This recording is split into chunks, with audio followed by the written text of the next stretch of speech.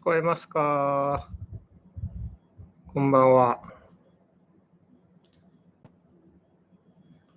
声聞こえてるかな？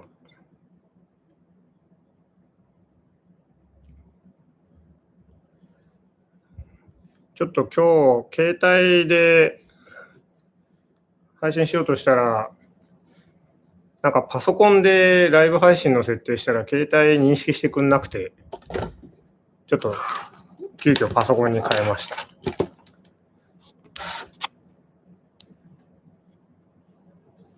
ここにやってみます。ういちゃんね、パソコンだからね、ちょっとめんどくせえな。ちょっと待ってね。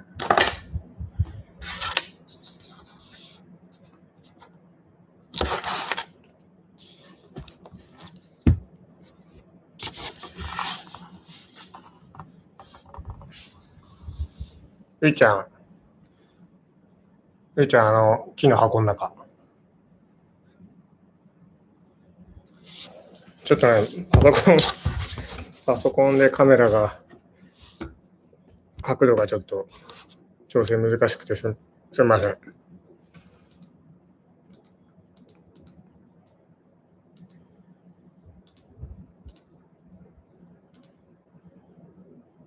ちょっと待ってね。いろいろ設定を直しますんで。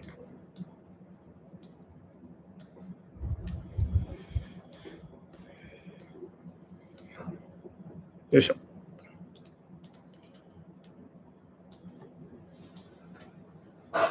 ちょっと主役のカワウソたちが全然映ってないけど。あ、ごめん、落ちたよ。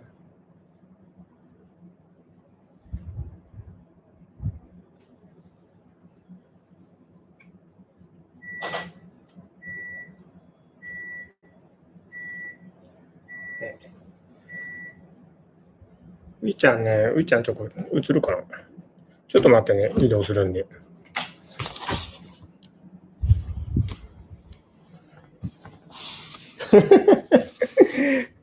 なんで逃げんの？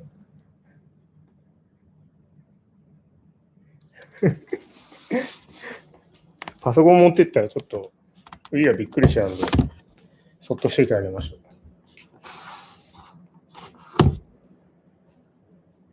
よいしょ。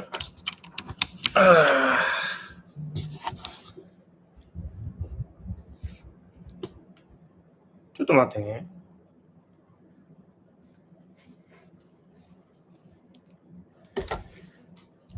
はい。では、改めまして、こんばんは。どうしようかな。海外の方いらっしゃると思うんですけど、後日字幕つけますので、そちらでお楽しみください。For foreigners, I plan to add captions to this video within a couple of days. Please enjoy the video when the captions are added later. また、ね、後でお楽しみくださいね。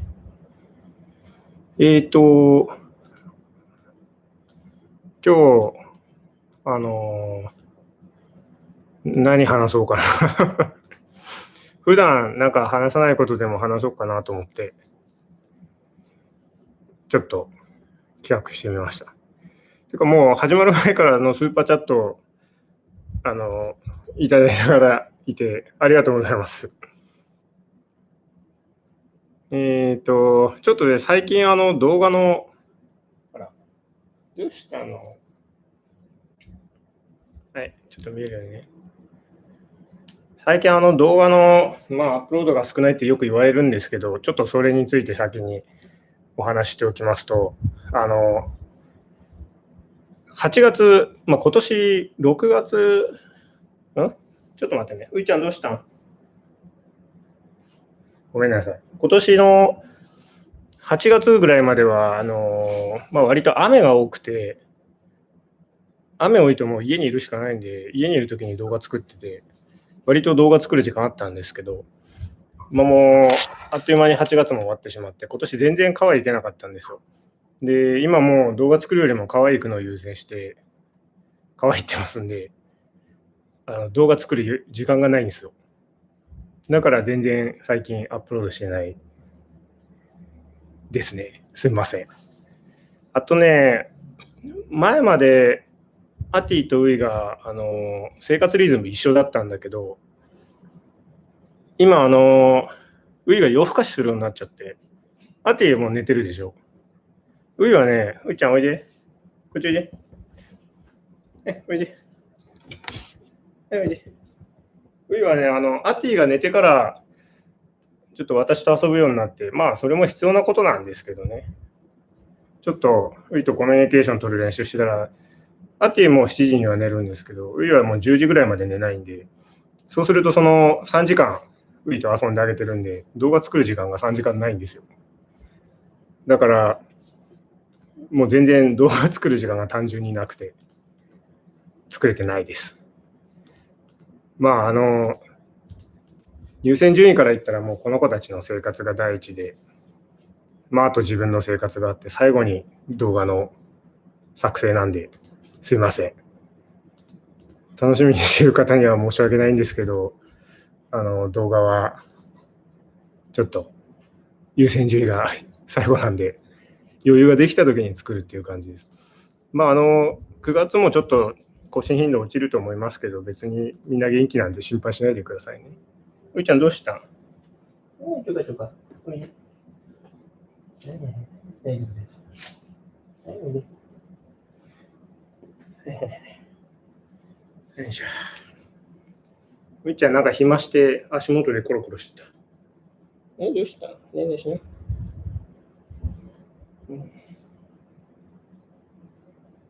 なんかね、普段ういと遊んであげてるから、ちょっと構ってほしいみたいでね。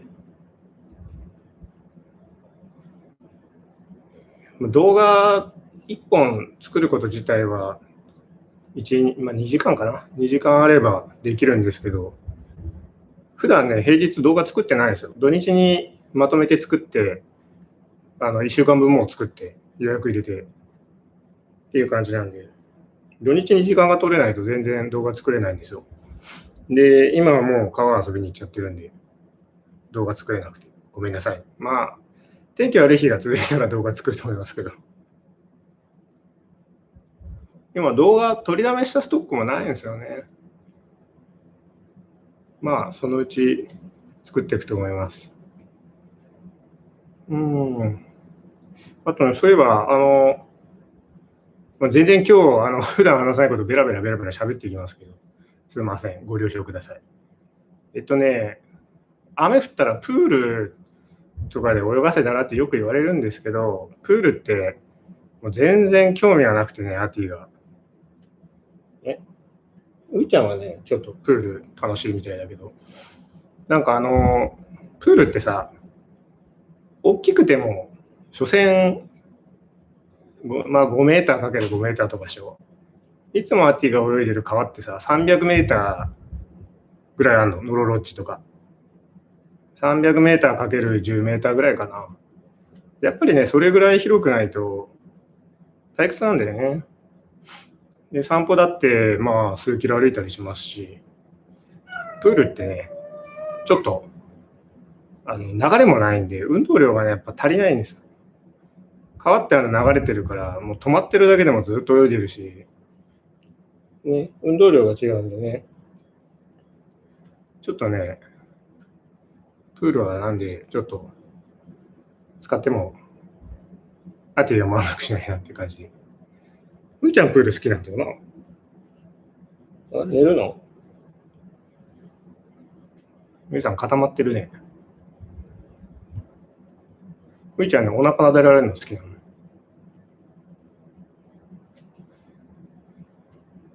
今日ね、ちょっと、可愛いって泳いできたんで、さらにちょっとお散歩も1時間ぐらい行ったんで、もう2人ともね、多分ぐっすりですよ。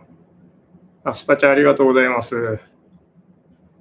ちょっとね、最初、バラバラと喋りますんで、後でちょっと、なんか質問あるって聞きますんで、ちょっとその時にちゃんと見ていきますね。で、まあ、アティはね、まあ、海はいいんだけど、アティはプールはダメ。やっぱり川に行かないとダメ。っていうのがあってね、なかなか今ちょっと川に行ってるんで、時間が取れないっていうところですね。まあ、あと、そうね、普段あんまり、よく聞かれるけど、適当に答えてることがあって、ごめんごめん、びっくりしたな。あの、よくね、あの、カワウソって普通に飼えるんですねって言う人がいるんですけど、まず私を見て普通に見えます。真冬にウェット着て川で泳いでる、一人で泳いでる、カワウソと泳いでる人って普通ですかね。あとね、毎朝5時に起きて、川行って泳いで、日中この子たちとしたら寝るんだけど、夕方この子たちの世話して、自分のことやる時間ってね、ほぼほぼ2時間ぐらいしかないよ、1日のうち。そういう生活を送ってるわけなんですけど、それが普通なのかなっていうのは、果たして疑問ですね。自分にとっては普通のことやってるだけなんだけど、友達によう言われるんですよ。なんか、お前は頭がおかしいって。その通りだと思いますけど、カワウソと一緒にカワウソになったつもりで川で泳いでるやつなんて正直頭おかしいと思うけどね。ま冬にね、川で泳いでる人なんて普通じゃないよね。あと、やっぱり、買えるんですねってよく言われるんだけど、買うっていうのがね、すごく言葉嫌いなんですよ。もう正直言うと、買うってなんだよって思うんですよ。買うっていうのはやっぱり、なんていうの主従関係っていうのかな。もう、飼い主の人が主体なんでしょう。で、その下に、ペットっていう形なのかな。ぶら下がってるってことになるよね。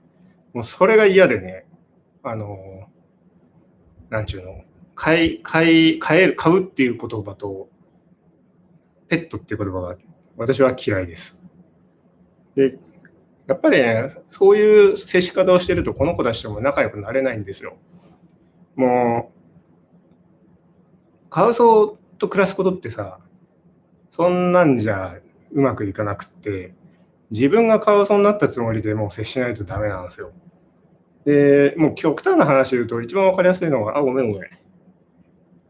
おみちゃんって友達がいるんですけど、おみちゃんはね、もうあれ人間じゃないですよ。カワウソですよ。川見ると、ヒャッハーっつって、ドボンって飛び込んで、一人で泳いでるんですよ。もうそれ見るとアティが喜んじゃって、バーって走ってくんだけど、そういうような、カワウソとして振る舞えるような人じゃないと、なかなかやっぱり仲良くなるのって難しいんですよね。で、人間として接するんじゃなくて、カワウソとしてね、やっぱり向き合ってあげないといけないとこもあるんで、そうしないとね、やっぱり絆とか信頼って生まれないんですよね。ちなみに、途中から見た人向けに、今抱っこしてるのがウィで、こっちがアティね。うちゃん1個ね。で、結局、ウイもそうなんだけど、人間として、人間だから人間として振る舞うのは当たり前なんだけど、やっぱりカワウソになって接してあげなきゃいけないとこはそうしないとうまくいかない。例えば、一番わかりやすいのがもう上下関係でね。カワウソと私の上下関係、この子たちと私の上下関係って、もうこの子らにとって私が絶対的ボスであるから反抗しないんですよ。なんちゅうのかな、従うんですね。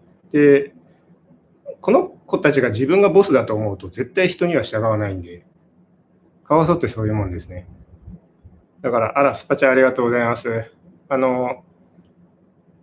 パティもウイもね、やっぱり自分がボスだって思っちゃうと、絶対人間には従わないんで、そこはね、もう自分自身がカワウソになったつもりで上下関係作っていくしかないです。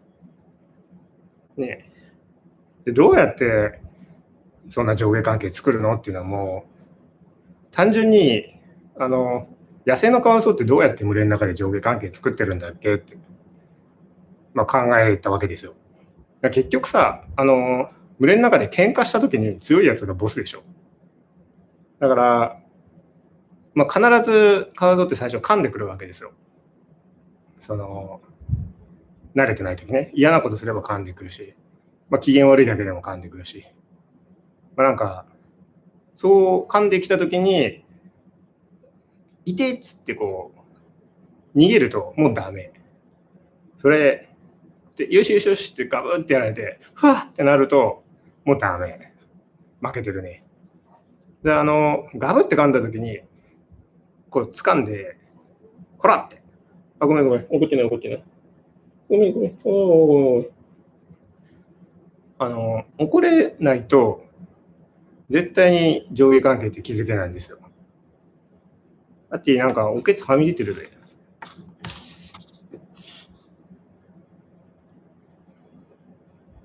だってお尻ちょっと落ちそうだけど、結局ね、アティも今そうだけど、上下関係ってもう力。噛まれるのをひるんだらダメですね。だから噛まれても血まみれになりながら押さえて、ほらって、ごめん怒ってない。ごめんね。怒んないとダメだ。なんかよくね、インターネットでカワウソって怒っちゃダメだとか書いてあるサイトとかね、見るんだけど、大間違いだよ。カワウソはね、もう完全に上下関係をしっかり教えないとダメ。そうしないとね、絶対うまくいかないですよ。で、一度、人間の方が上だってこう認識すると、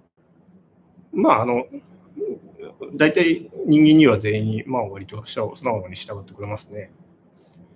で、上なんて最初はもう全然ダメで、自分が一番って感じだったね。それはちょっといろいろ事情もあるんだけど、ノーザン三島でウイはちょっとね、落ち着いて生活してたんだけど、私がこう、家に連れてきた時にウイからしたら、人さらいだよね。嘘さらいか。せっかく落ち着いて、ノーザン三島のオーナーさんに懐いてたのに、なんか知らんとこに、よくわからんとこに連れてこられて、なんだよって。それは怒るわね。で、喧嘩、越しになるよね、そりゃ。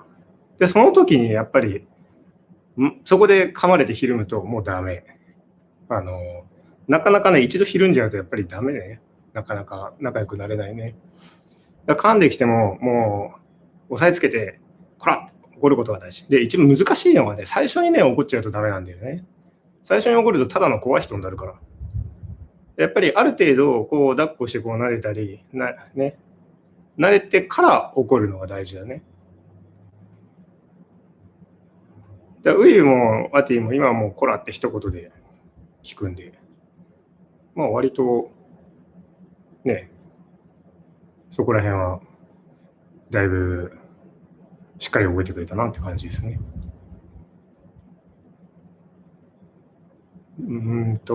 なんだっけ、何の話なんだっけ。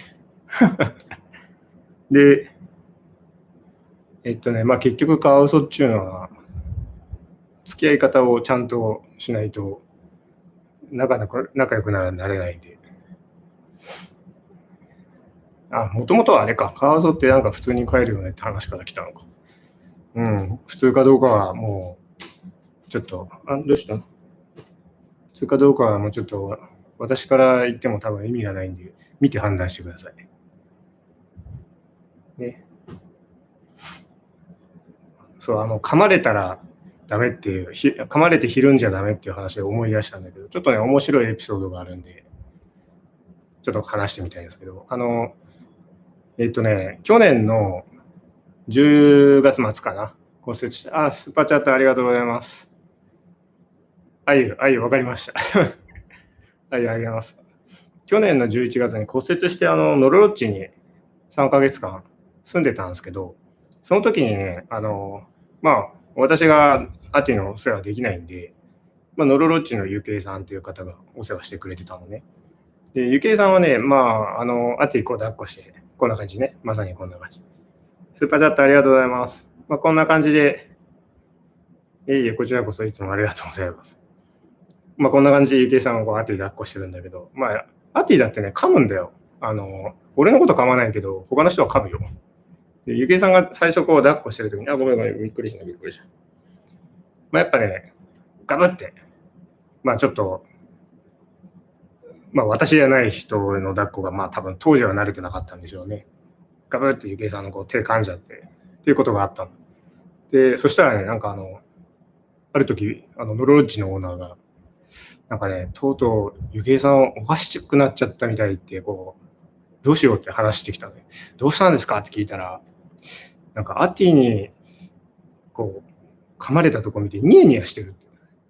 で、どうしたのゆけいさんって聞いたら、こっちの傷は牙が短いから浅くてね、こっちの傷は牙が長いから深いのよって嬉しそうに話してるの。もうね、アティに噛まれたことが嬉しかったみたいで。それぐらいの人じゃないと向き合えないね、カワウソって。噛まれるのは当たり前なんだよ。もう、ねえ、ちょっとういちゃんごめんね。ここにね、すっごい噛み跡あるんだけど、ウイに噛まれた後。ここ手首噛まれた時に、ここのね、ごめん。いい子。ここのね、手の神経死んじゃって、ここ触っても感覚ないんですよ、私は。今だいぶ神経戻ってきたかな。触ったらわかるんだけど。だから、噛むもんなんですよ、カワウソって。だから噛まれるのが嫌だったらもう近寄らないことですよ。噛まれてもいいぐらい愛せないと、カワウソとは暮らせないですよ。とだけ言っておきます。ういちゃんどうした？眠いのな。結局、ういはね、もう1年前とかね、強豪すぎて誰も抱っこもできず、外にも行けず、もうケージの中でしか、ケージもしくは家の中の、決まった部屋でしか生活できなかったんだけど、やっぱね、向き合って付き合っていくとこれぐらい変わってくれるのね。今ではもう外にね、お散歩行って、人の膝の上で寝て、ねえ、ういちゃんいい子になったでしょ。いい子だね。こっちがアティでこっちがウイだからね。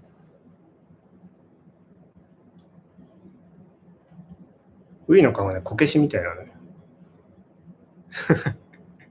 女の子にこけしってちょっとひどいけど。いい子。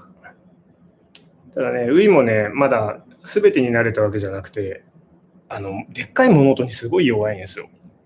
だから、工事とか、重機の音とかでも聞くとパニックになっちゃう。だからね、散歩行くときすごいちょっと注意が必要で、なかなかそこは難しいんですよね。だからカワウソが外を散歩するっていうのは実はすごく難しいんですよ。まずハーネス本気になったらあれは3秒で取れますからね。アティもウイも。だから、ハーネスを取ろうとしないように鳴らすのも大変なんだし、パニックにならないように鳴らすのも大変なんですよね。ちょっと音聞いた時にもパニックになってうわーってハーネス振りほどいて、パニックになるとね、本人たち何してるか分かんないんですよ。ね、もうパニックになったらね、すごいガブガブガブって噛みついて、でもうわーって逃げていく感じになるんですけど、もう噛んだり走ってったこと覚えてないですからね、本人たち。だからやっぱり外行くっていうのはすごく大変で、救急車とかパトカーとかもう来たらパニックだね。で、アティはね、だいぶ練習したんですよ。外を歩くときはもう最初抱っこか肩に乗っけて、1ヶ月ぐらい練習したかな。で、トラック、最初アティでもうトラック来たらパニックになってたんだけど、トラック来たら地面に伏せるように教えて、慣れてきましたね。で、あとはね、もう人混みにひたすら連れてって人に鳴らす。アティも今そうなんだけど、後ろから来る足音にすごい弱くて、ダメなんですよ。追いかけてくる足音が本当に嫌いで、この子たち。もう背筋がもうビクってしてる。で、自転車とかね、後ろから走ってくるとパニックになっちゃったり。で走って後ろ追っかけてくるのが一番危ないんだよね。で、アティはね、それ慣らして、まあ大丈夫なようになったんだけど、ウイはね、なかなかコロナのご時世で人混みに出ることができなくて、練習ができなくてね。アティはね、ブランベリーパーク行って慣らした。人だらけでしょ、あそこ。あそこ散歩してればね、もう人が後ろから来ることにもなれるし、あれすごいいい練習になりましたね。だからうわ、カワウソだって子供が後ろから走ってきても、まあアティは割と大丈夫。でウイはね、もう背筋凍りついてパニックになるから、だからね、ちょっと子供は今ね、なるべく近寄らないでねっていうふうに言ってる。ウイはね、本当にパニックになっちゃう。まあ、カワウソはそこが難しいんですよ。ね、外に連れて行くだけでも割と一苦労なんで。ねえ、ウイちゃん外行くまでにどれだけかかったかな ?1 年ぐらいかかってんじゃない？まあ大変でしたよ。なんかすんなり散歩して川で泳げるように見えるけど、まあ大変でしたよ。噛まれるわ、血まみれになるわ。ね、何日間練習したか。毎日やんないと意味ないですからね、練習って。こういう抱っこだって毎日、これもね、今毎日練習してるんですよ。あ、スーパーチャットありがとうございます。水着物ですか？このね、ウイのこの抱っこはもう、ここ1ヶ月ぐらいかな。これで寝るようになったのは。いや、1ヶ月も経ってないね。本当にこの最近ですよ。ウイちゃんね、とにかくこの反対抱っこが嫌いなの。なんか落ち着かないんだろうね。で、毎日、機嫌のいい時に、アティが寝た後にね、こうやって抱っこして鳴らして、アティ起きてる時にやると嫉妬するから、アティが寝てからこうやって練習するんですけど、まあ、やってれば慣れるんで、もうひたすら練習。1年、2年先見て練習ですね。この抱っこだって、ね、1年以上かかったもんね。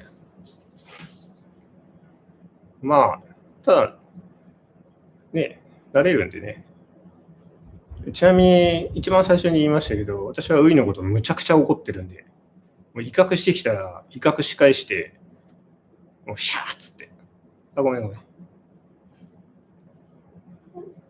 では、ちゃんとね、こういうメリハリつけて、可愛がるときは可愛がってあげて、怒るときは怒るってやってるとね、怒ってもね、別に仲悪くなんないですよ。怒ってるだけだと嫌われて終わりなんで。ね。まあ、あと、可愛がるって言っても、人間がやる、およしよしよしじゃなくて、一緒に川で泳いだり、まあ、一緒に寝たり、一緒に生活したりって、まあ、そういうような可愛がり方ですね。なんか人間の可愛がるっていう感覚で可愛がってもダメだと思うんでね。この子たちはね、カワウソですからね。まあ、そういう付き合い方をしていかないとダメなんじゃないかなと思ってます。でさて、次何話そうかな。そうだ。ちょっとね、ごめんなさいね。チャット見れてないんですけど、ちょっと先にベラベラ喋って、後でチャットでなんか質問とか、募ってみます。アティはね、ここにいるアティ君ね、ケージがダメなんですよ。車乗ってる時とかも私はアティをケージに入れてなくて、助手席に乗っけてるんですけど、それは理由があって、この子ね、もうケージ入れるとパニックになるんですよ。なんだろうね、多分ね、一番最初にうちに来て間もない頃に、獣医さんに連れてってマイクロチップを入れたんだけど、その時ぐらいなんですよね、ケージ入れたの。で、アティからしたらもう、初めて入ったケージで獣医さん連れてかれて、いきなり背中にジャキンってこう、マイクロチップ入れられてるんで。ちなみにアティ、麻酔しないでマイクロチップ入れてるんで、起きてるとろくなことが起きないって、アティは認識しちゃって。あとはノーザンから連れて帰るときもケージだったんで、やっぱケージに入ると良くないことが起きるって、アティはそう思っちゃったんでしょうね。だからもうケージが全然ダメ。もうケージ入れるとダメですよ。泣き叫んで、もう血が出るぐらい引っかいて、でも口も血だらけみたいな、そんなになっちゃうんで。でね、私いるときにケージ入れるとそうなるんだけど、いないときにケージ入れるとなんかおとなしいんだよね。理由がわからん。自分がいるときにもうケージ入るのがダメなんでしょうね。骨折したときに、ケージに入れざるを、私が入院しているときですよね。ノロロッチにアティがいたときに、降りるケージに入らざるを得ないときがあったんだけど、それね、すごい心配したんですよ。ケージ入って大丈夫かなって。でも、なんか大丈夫だったみたいね。でアティはね、そこが難しいんですよね。ケージがダメっつう。ちょっとういちゃんおトイレなんで、おトイレ掃除してきますね。ごめんなさい。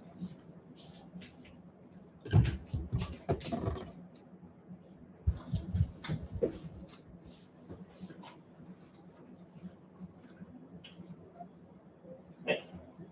このちょっと、はい、これ。よしよし。はいよ。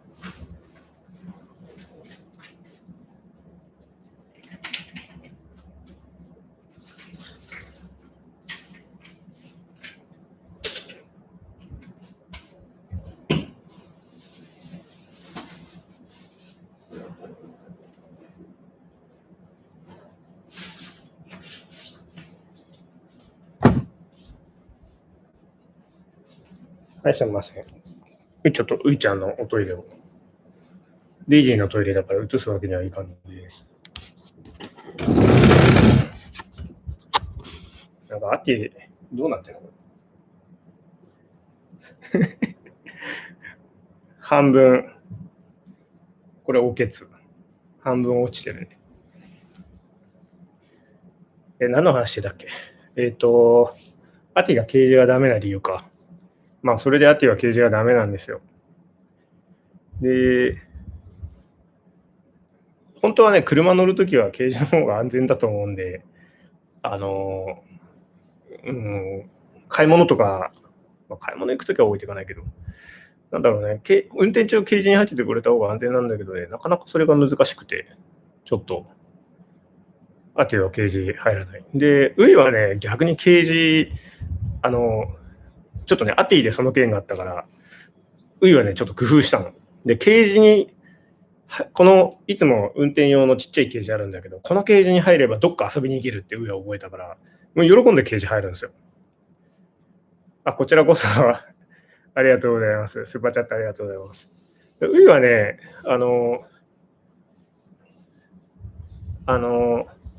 ケージに入れば、車乗って川に行ける。アティと遊べる。っていうんで、喜んでケージ入るんで。あと、ハーネスもですね。ハーネスも、ウイはすれば外行けるって覚えたんで。ね。なんかね、ういちゃん起きたの？ういちゃんだから、アティはね、その最初のが失敗しちゃったんで、ケージ入ってくれないですよね。でね、あとはなんだっけ、今こんなんして寝てるけど、こうやって寝るようになったのは、本当にキャンプ行き始めてから。最初、2019年の5月にアティが来たんだけど、2019年の10月ぐらいまでかな、抱っこで寝ることはあったけど、毎日こんな感じで寝てはいなかったね。ケージの中のハンモック、ういちゃん来た。ちょっと待ってね。はい、ういちゃん毛布の中入っていった。ケージの、どうした寝ていいよ。この中入る？はい。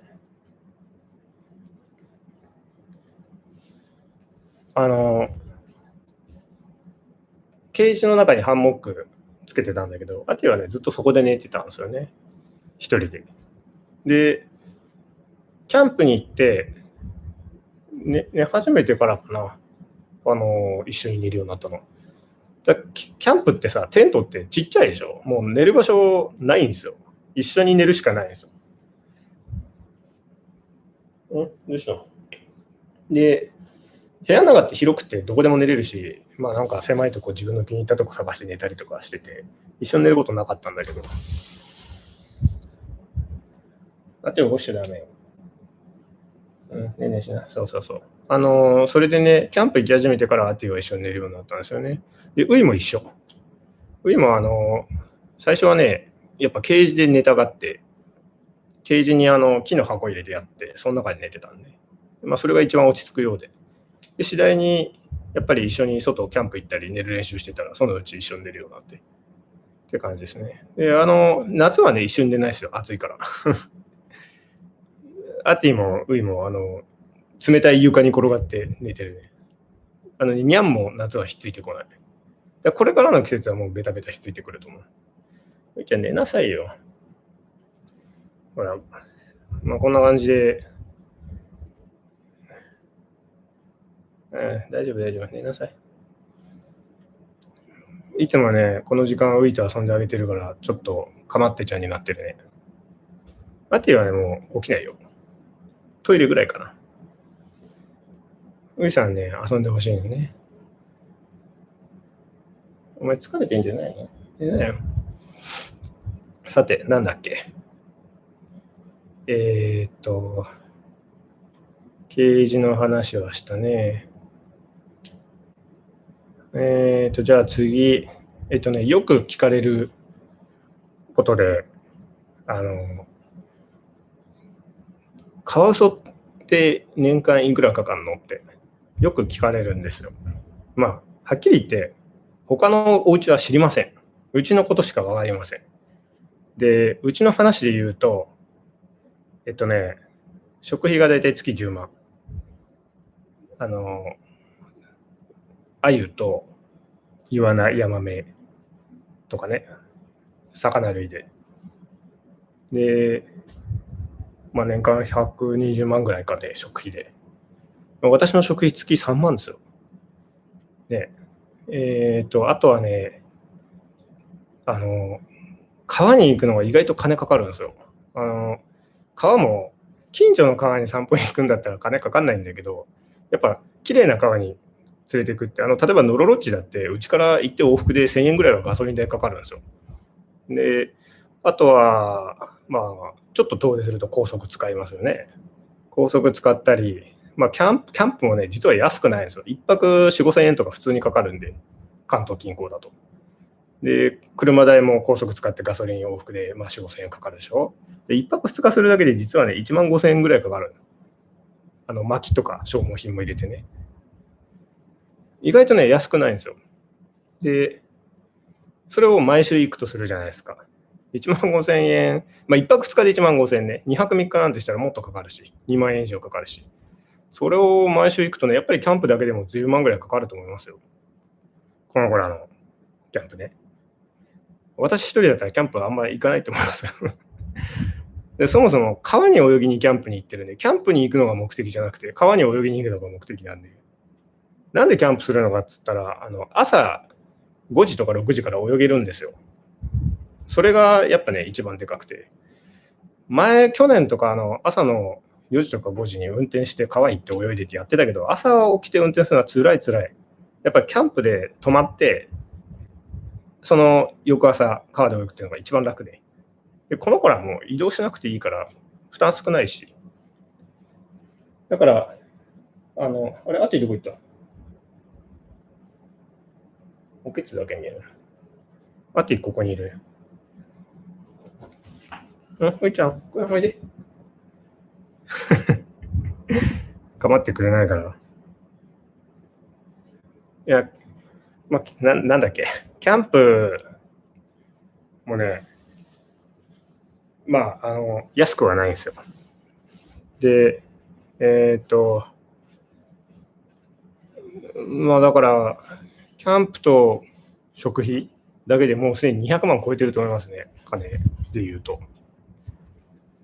あとはもうケージも、トイレに使ってるケージも消耗品で1年に1回買い直し、ハーネスはもう月1か月、2ヶ月に1回ぐらい買い直し、もう、あとね、柵とか、もうこれも壊れるし買い直し、でいろんなものを買い直しです。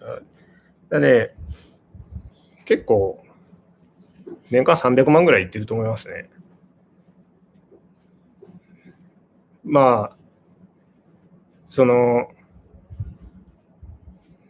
なんだろう、あゆ、まあ、食費になんでそんな、食費が一番でかいんだけど、食費になんでそんなお金かけてるかっていうと、まあ、やっぱ、獣医さんに相談したら、もうこれが一番いいって言うから、じゃあもう一番いいのって言われたらそれしかないでしょっていう、ただそれだけなんだよね。で、昔ね、水族館の情報とか参考にして、アティここにいるよ、ほら、ほらほら。尻尾しか見えないね。はい。昔は水族館を参考にして、ささみとアジあげてたんですけど、まあ、獣医さんにいろいろちょっと聞いたら、やっぱりね、なんで水族館がアジとかささみ主食かっていうと、スーパーチャットありがとうございます。まあ、やっぱコスト面があるみたいね。理想的な食事ではないんじゃないって獣医さんは言ってた。やっぱりアジってさ、他のイルカとかも食べるし、汎用性があるんでね。で、安いし。それでアジあげてたんじゃないかなって言ってたね、獣医さんは。で、やっぱりアジって、アユとか川の魚の3倍ぐらい塩分あるんで、アジあげると、まあ、塩分の少ないささみあげてって最初は調整してたんですけど、まあ、やっぱり一番いいのはワカサギとかアユとかイワナとか川魚っていう話だったんで、もう完全にそっちに切り替えました。で、まあ、かといって魚だけだとやっぱり栄養も偏っちゃうんで、ホタテとか、なんだ、まあ、モンプチもね、おやつ程度にちょこっと食べてます。でやっぱり川魚食べるとね、何が違うかってもう血やが全然違うんですよ。もう、つやっつや。でね、ちょっといなくなっちゃったけど、ウイの血やが一番いい。パッティはね、なんか、血やいいんだけど、ウイがね、すごい血やいいの。もうつるつる、こう、つるつる。絹みたいな。スーパーチャットありがとうございます。まあ、食ってるもの一緒なのにね。なんでだろうね。まあ、食い物は、とにかくうちはちょっといろいろ考えて注意してますね。で、魚食べてるとね、うんちの量がすごい少ないの。まあ、魚って水分のじゃあ体の70%が水分じゃん。だから、ほとんどおしっこなんでね。うんちはもうちょろっと。で、キャットフード食べてるときはもうおしっこの量少なくてうんこばっか。ね、おしっこの量が全然違うんでね。まあだから、魚主体に変えてますね。はい。あと、なんか、そうだな、何話そう。チャンネル登録者がもうすぐ50万人っていう、まあ50万人、なんかもうちょいでいきそうですけど、もうね、今も全然気にしてない。なんか、前はね、いろいろ、チャンネル登録者数とか、まあ、こう企画したり、あ、これやろうかな、あれやろうかなって考えたんだけど、もうね、ウイが来てから一切考えなくなっちゃったんでね。でね、ウイのさ、うち来て、最初の方をね、なんかすごい威嚇して、なんだ、人に対して威嚇して、もう全然懐かない。そんな感じだったね。で、そんな子に対して企画とか、なんか、もう考えるのができない。なんか、アティはね、割と何でも楽しんでくれて、いろんなとこ連れてけば、まあ割とカード売りだけな。どうしたうっちゃん、おいで。アティはね、そういう、なんか、企比較してもね、楽しんでるような感じがあったんだけどね、ウイはね、もう全然そんなんじゃなくて、もう生きるのに必死って感じなんだよね。で、今でこそいろんな川行けるようになったけど、当時のウイなんてもう、そもそも、なんかもう、ね、そんなんじゃなくて、もうとりあえず、幸せに暮らせるにはどうしたらいいのっていうところばっかりだったから、もう全然そんな子に対して何かやおもちゃで遊ばせてみようとか、なんかこういうことしたらどういう反応するだろうとか、もう考えることをしなくなっちゃった。ね、なんかもうとりあえずまっとうに生きれるようになればいいかなって思うようになったら、ねえ、あんまりそこで気にしなくなっちゃったんだよね。で、そしたらなんかチャンネル登録者も全然気にしなくなっちゃった。なんだろう。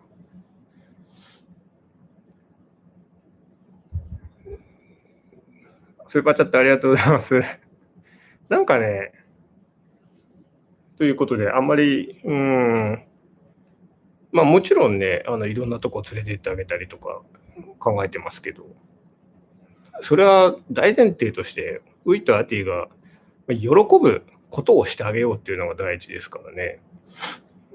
なんか、もう今完全にそうなっちゃったから、だからね、ごめんなさいね、つまんない映像が多いと思うんですけど、本当に何でもない、ただ川で泳いでるだけの動画にしかなんないんですよね、もう。でも自分はもうそれでいいかなと思ってるんだけど。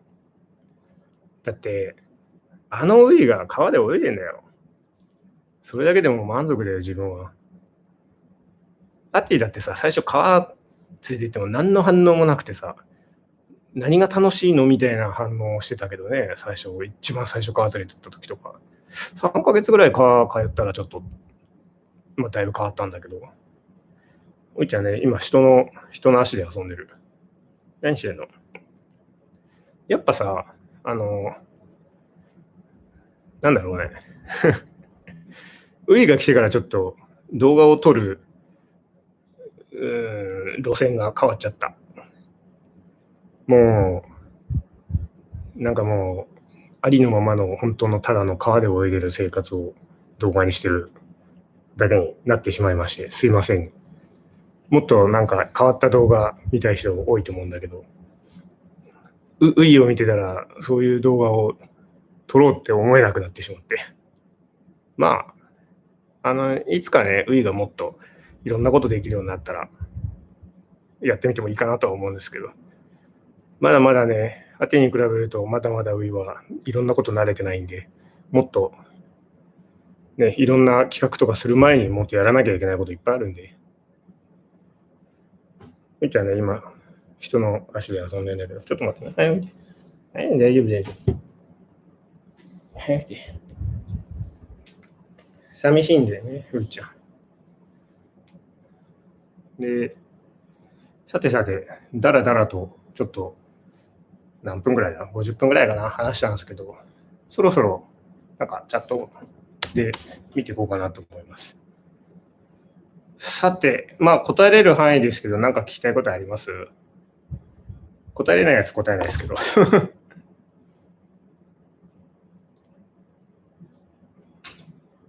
ャットが早いな。ちょっと待って。ウイちゃん、アティの名前の由来は何ですか？これね、いつか動画にすると思うんで、まだ秘密。ちょっと待ってね。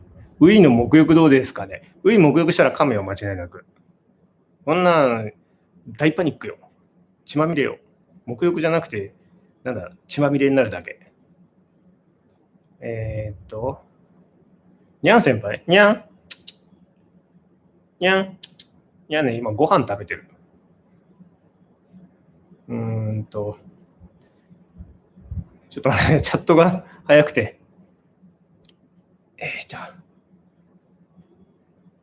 にゃん先輩いるんだけどね、ちょっと待って。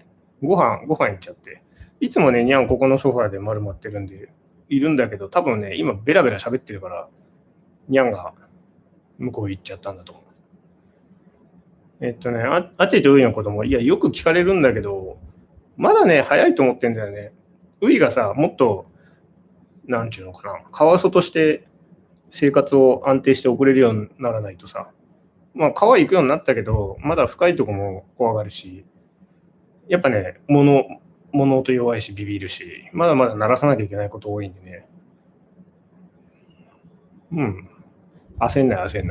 やらなきゃいけないことをやってからって感じですね。キャットウォークはできましたが、キャットウォークね、実は地味に、動画にしてないんだけど、地味に進めてて、柱ね、4本作ったんですよ。ほら、あるでしょ、柱。でね、アメリカから今、キャットウォークの資材を取り寄せて、ようやく先日届いたんで、だからね、日本で探したらなかったんですよ、いいのが。で、アメリカで探して輸入したんですけど、ちょっと、まあ、それで作ろうと思います。で、もしかしたら作ってる動画作れないかもしれない。作った後の結果だけお見せするかもしれないです。まあ、そこら辺は時間があればっていう感じですね。で、ノロロッチにはどのくらいの頻度で行きますか？もう不定期。天気次第。天気と気分次第。不定期ですね。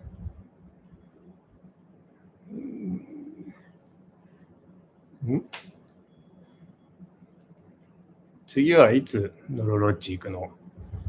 いつだろうね。もう決めてない。見て。ちなみに今日行ってきました。今日営業してないよ。まだ営業してないよ。週末とか、土日とかじゃないかな。限定で営業を開始してるけど。小太郎はなんでオッターマンと仲良くなったんですか？なんでだろうね。小太郎、俺見ると走ってくんのよ。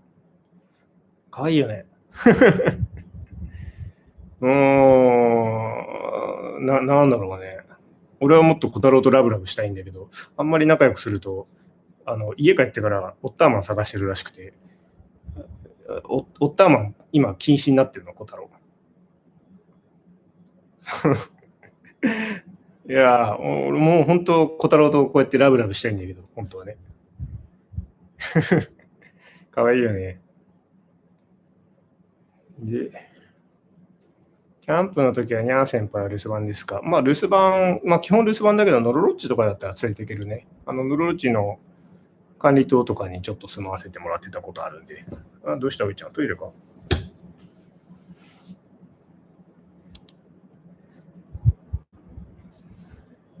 小太郎かわいい。かわいいよね。足の痛みはどうですか？足。はい。にゃん。ちょっと待ってね。にゃん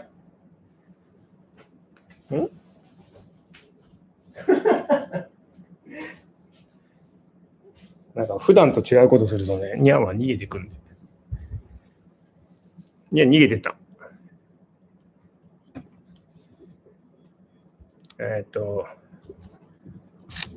なんだっけ。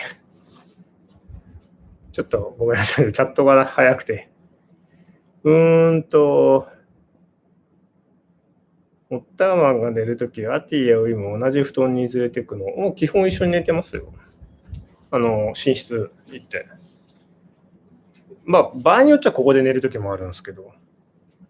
ウイがね、あんまり寝室なり、ごめんね。ちょっとウイちゃんトイレ。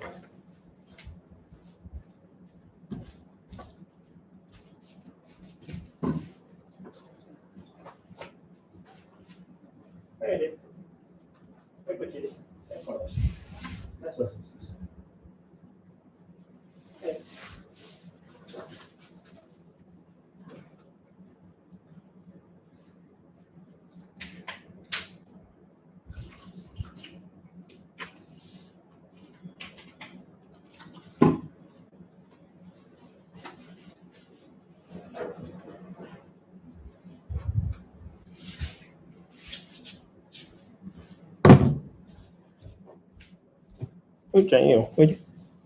おいで。こっちおいで。よいしょ。なんだっけ。なんかウイのトイレで何してたか忘れた。何してたっけ？ちょっと誰か教えてください。何の話してたっけ？まあいいか。2匹だとジムニー以上の積載できる車欲しいんじゃない？まあ、まさにその通りですね。ジムにもう限界っすね。まあ、いずれ車は。で、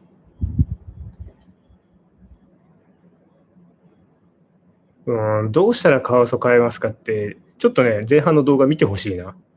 買うっちゅう考えがそもそも、多分無理よ。うん。まあ、ちょっと前半の動画見てください。いろいろ語ってるんで。で、あのね、おったまのプライベートな話は一切答えないんで。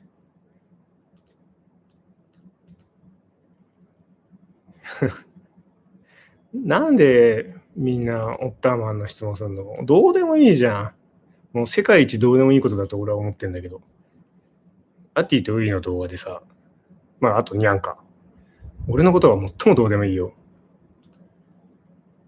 アティは焦げたトウモロコシ、ウイちゃんはどんな匂いですか？ウイにもっと焦げたトウモロコシ。焦がしすぎたトウモロコシ。ニャン先輩、柄がとても美しい。本当ね、あいつ目が綺麗なのよ。ニャンがね、こう、今喋ってるからニャンがもう隠れちゃって、すごいビビリなんで、隠れて出てこないね。アティは鼻炎をこじらせちゃったんですか？そう、鼻炎こじらせた。でも今すっかり良くなりました。で、体重もね、今3.6キロ。で、これが理想体重。だから、もうこれ以上体重は増やさない。ね、これ以上太るとデブちゃんになっちゃうからね。ちょっと待ってね。アティたちは寝言言いますか？めっちゃ言うよ、寝言。ヒューとか言って。寝言も言うし、なんかこんな、こうやって足バタバタして泳いでるのかわかんないけど。鼻炎の時は薬とか飲むの？うん、薬飲んだ。獣医さん言ったしね。ウイちゃんの好物って何ですか？ウイね、なんだろうね。生魚が好きなのは間違いないんだけど、何でも食うのよ、あいつ。芋も食うし、卵も食うし、大根とか人参とかも一時期食ってたね。まあ、カワウソは食物繊維とかね、消化できないからあげる意味ないんですけど。アティ見せて。見せてって言われても。え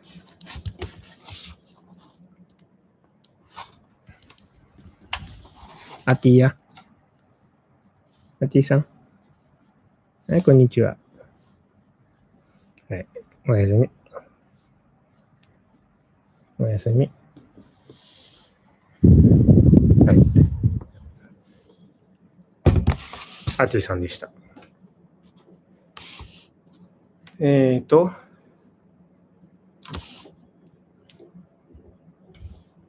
アティの嘘友大親友はコタですか？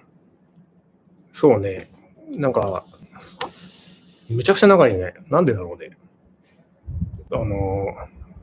抱き合ってたし。なんでしょうね。おたまもう泳げるよ。ボルトは取った。ウイさん好き嫌いなくていいよね。いいよね。ちょっと待ってね。早いな。おみちゃんとアティは仲良し。仲いいよ。おみちゃんの肩とかも平気で乗るしね。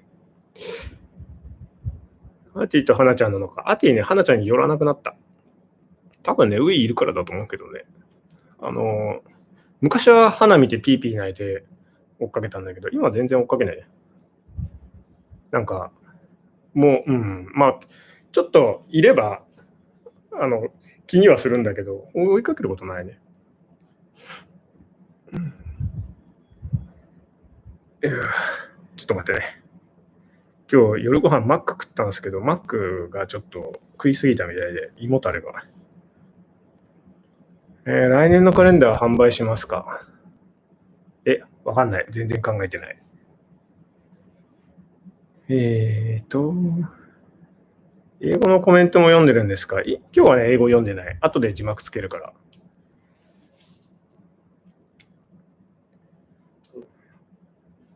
画面クリックしたらチャット止まんの？マジ？嘘？クリックっていうか、スクロール？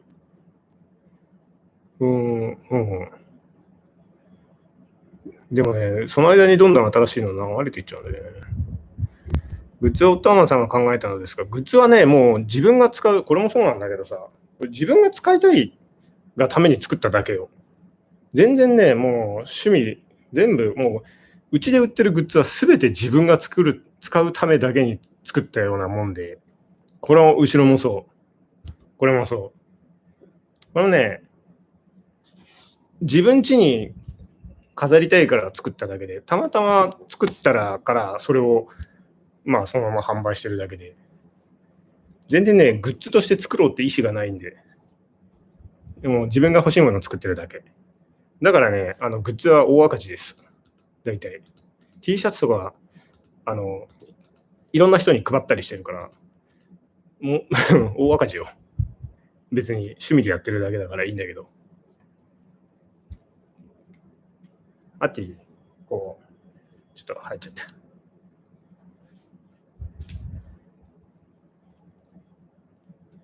マック美味しいんだけどね。胃もたりしても食っちゃう。今までキャンプしたところで一番綺麗だった場所はどこですか？もうね、断然アテラ渓谷。アテラ渓谷は死ぬまでに一回行った方がいいっすよ。もうマジで。アテラ渓谷は、ほんとね、言葉で表現するのが難しいぐらい。もう、あんな綺麗な場所があるなんてね。ただね、気をつけなきゃいけないのは、アテラ渓谷死人出てるので、行くときは気をつけてくださいね。川があって、10メーターとか、こう、道路があって10メーターほど崖になってて、下に川があるんですけど、まあ、よく転落して溺れたとか、で、死んじゃったっていう話聞くんで、気をつけてくださいね。まあ、気をつければ全然大丈夫なんで、川で泳ごうとかね、間違っても飛び込んじゃダメだよ。あそこ川の水めちゃくちゃ冷たいから、もうびっくりして体硬直してそのまま溺れて死んじゃうんで。ねえ、アテラ渓谷は長野県です。岐阜と境目くらいじゃない？またういちゃん来たの。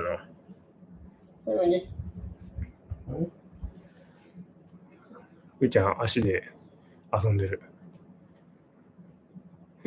いつか九州にも来てくださいね。多分ね、10月に行くと思います。とだけ言っときます。アティと暮らす前からキャンプ趣味でした。ほんとね、キャンプ歴は20年ぐらい。20年いかないか、18年ぐらいじゃない。ご飯の川魚はどこで買うのですか？これね、いいお店見つけたんですよ。栃木の明星漁業さんっていうとこから今、鮎仕入れてるんですけど、井戸水で養殖してて、もうね、なんと、鮎が刺身で食えるんですよ。ういちゃん来たね。普通、川魚って寄生虫ついてるから刺身で食えないんですよ。だけど、井戸水で、綺麗な井戸水で養殖してるから、なんと生で刺身が食えるんですよ。私のインスタに上げてあるんで、ちょっとよかったら見てくださいね。本当に、ね、いつか、ちょっと、痛い。ちょっとういちゃん、ほら。噛んできたとき、こうやって口、ちょっとやってみ。噛んできたらね、もう指突っ込んで、おえってやればやらなくなるんで。ういね、じゃれるときも本気で噛むんで、こいつ。まあそこ、今は噛まないけどね。他のカワウソとか、他のことをじゃれるときマジで噛むんですよ、本気で。じゃれてるのに。手加減知らないんで。ちょっとね、今そこ勉強中。もう、こう噛んできたら指ギュッて。ごめん。大丈夫。ごめん。指突っ込んだりしてね。キャンプで怖かったことありますか？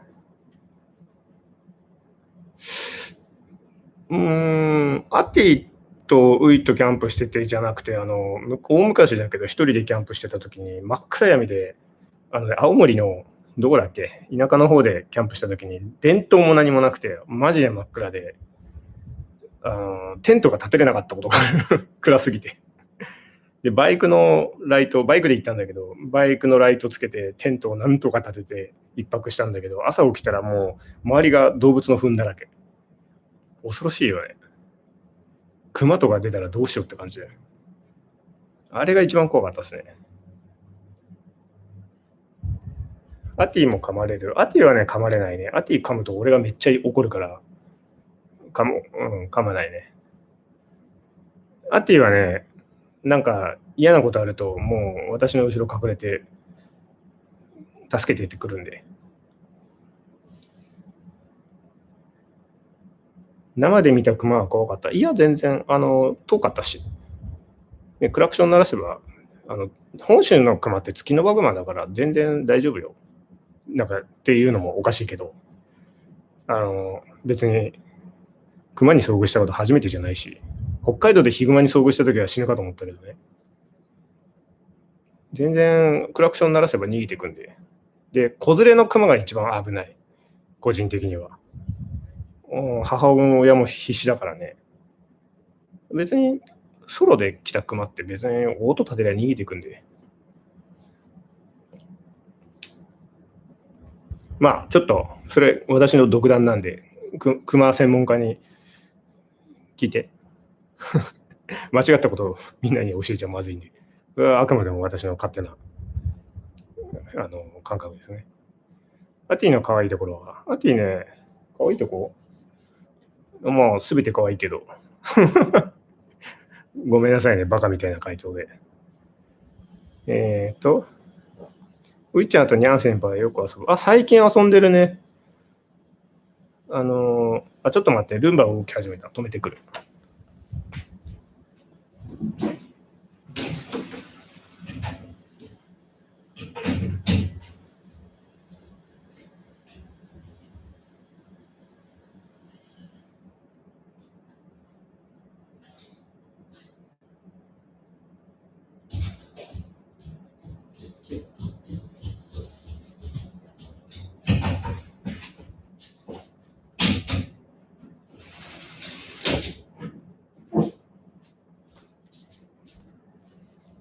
はい、すみません。ちょっと寝室のルンバが動き始めてうるさいんで切ってきました。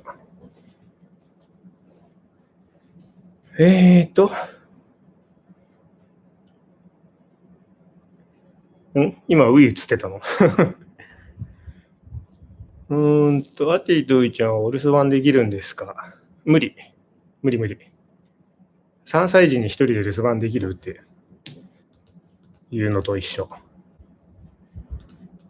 何食うか分かんないし、そのプラスチックとかゴム好きなんですよ。ゴム食っちゃうんで、まあ基本家の中にゴムも一切置いてないんだけど、柵もね、本気で越えようと思えば越えれちゃうんで、扉も開けれるし、まあ基本留守番無理っす。キャットフィールキャットフィール走ってるよ。たまに。ご飯の時。くれっつって走ってる。今、にゃん先輩。にゃんね、今喋ってるから、にゃん逃げちゃって。ちょっと待ってね。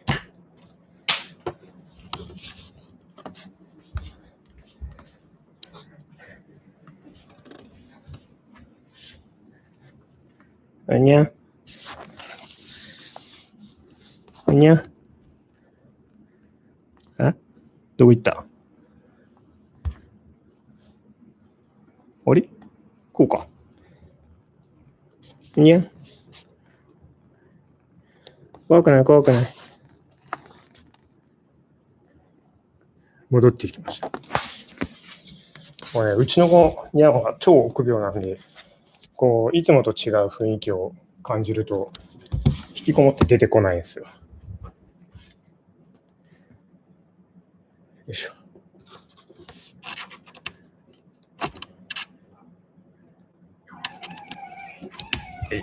よいしょ。で、おもちゃは遊ばせないのですか？遊ばないね。ウイは割とおもちゃで遊んだりするけど、アティはもうおもちゃなんて全然見向きもしないですね。もう川で遊ぶことを覚えたら、おもちゃには全くって感じですね。あとね、おもちゃって危ないんですよ。ゴムとか食べるんで。ほんとね、ほんと危ないんですよ。で、ういちゃんはよく泣きますか？キュルキュルキュルって泣くね。独り言よく言ってるね。洗濯物どれぐらい出ますか？うちは1日1回で間に合ってんじゃないかな。タオルとかさ、うち毎日洗わないから。1回使ったぐらいじゃ大丈夫だよ。よっぽど汚れない限りね、そんな頻繁に洗わないんで。干して乾けばいいよ。あ、ちょっとごめんね。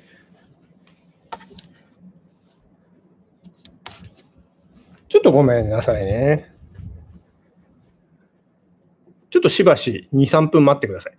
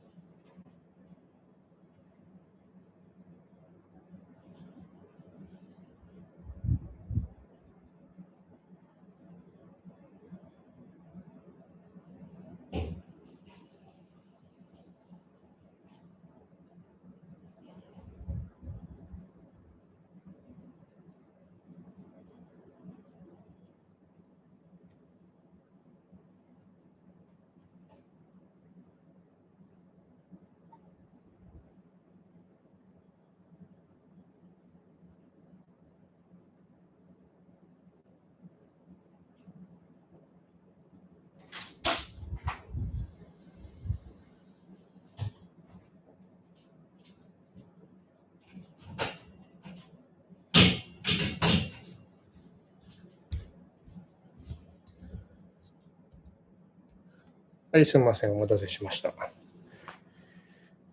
さて続き。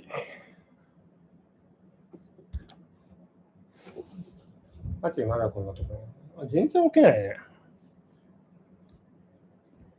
で、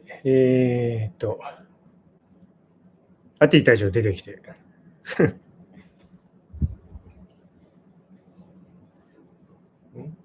出てきた。もうアティはね、この時間だったら全然ダメ。寝てるだけ。健康でしょ。ういちゃんの一番好きなところは自分がういのどこ好きかってこと？ういツンデレだからね、甘えてくるんですよ。ね。すごい、なんだろうね。アティとは違う、すごいベタベタに甘えてくるんですよ、ういは。たまにね。まあそこが可愛いね。ういちゃん寝ましたか？寝たね。アティの巣箱で寝てる。怒られた時の動画の話。怒られた時ウイとアティを怒ってる時ってこと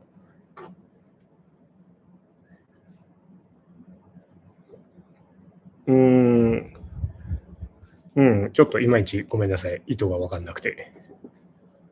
で、この時間は寝るんだね。寝るね。もう起きない。アティ隊長の生まれた巣箱は、今はウイちゃんが主要で使ってるんですか？ニャンがね、たまに入って寝てるんだよね。なんかね、交代でみんな寝てる。どうもね、すごい居心地いいみたいだね、あれ。ちょっと待って。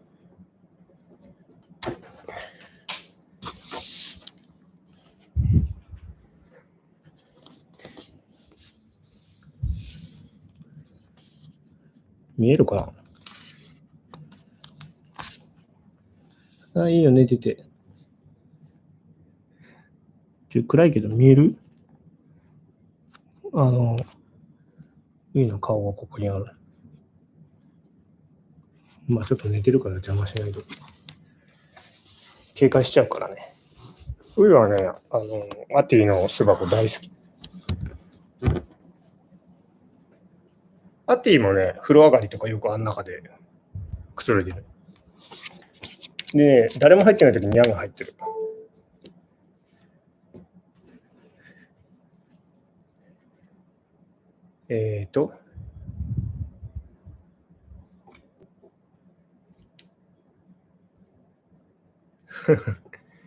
アティは1日何時間寝るんですか？日によるんですけど、川で遊んだ日とかは、もうそれ以外全部寝てる。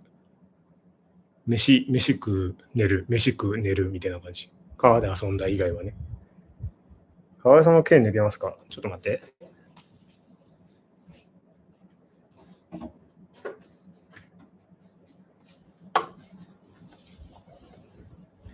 剣。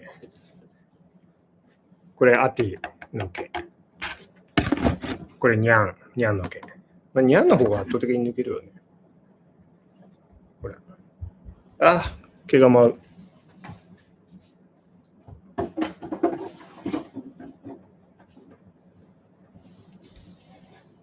はい。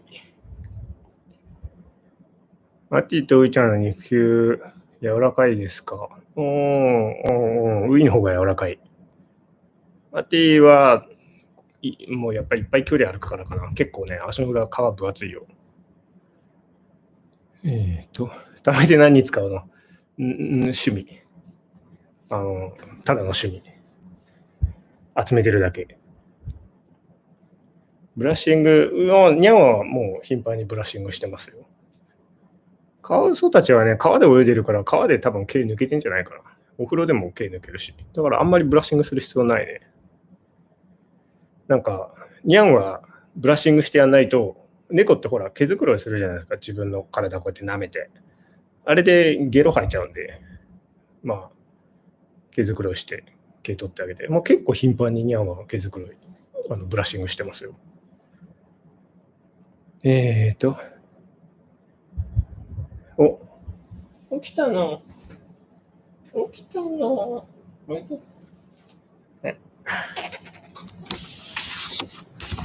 起きました。寝ぼけてるね。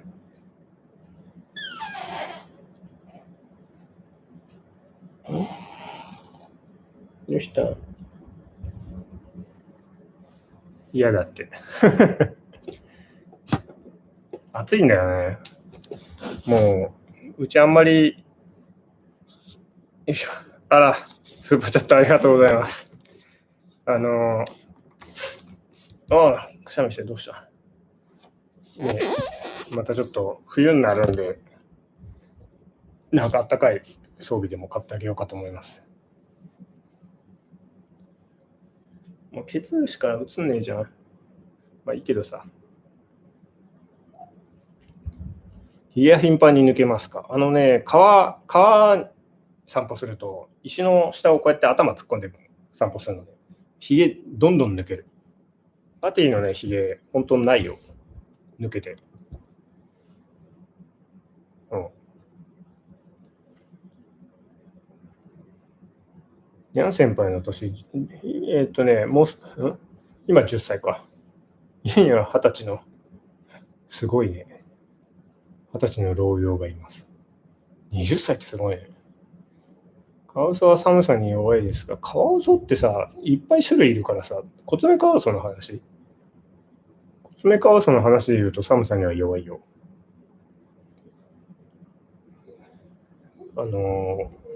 カワウソって十何種類いるんじゃなかったっけ？種類。ね、ビロードカワウソとか、オオカワウソとか。アマゾンのオオカワウソ一度ちょっとググってください。面白い画像出るんで。カワウソ、海外の方がカワウソっていうと、アマゾンのオオカワウソをイメージするらしいんですよ。ちょっとね、ググってみようか。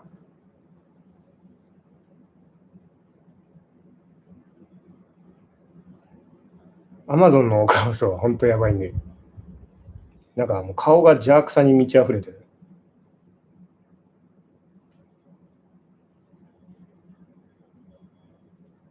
はい。アマゾンのオオカワウソ。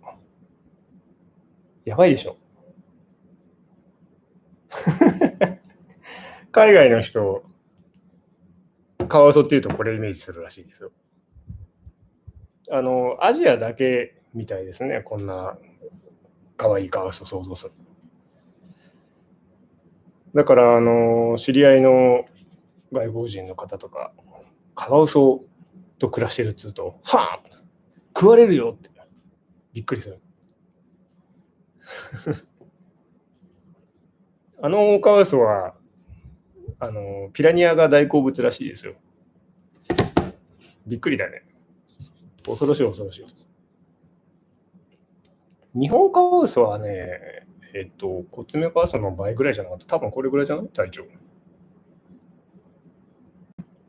なんか、四国行った時に、日本カワウソのなんだっけ、標本とかあって見てきたんだけど、ちょっとね、コツメカワウソよりでかいよ。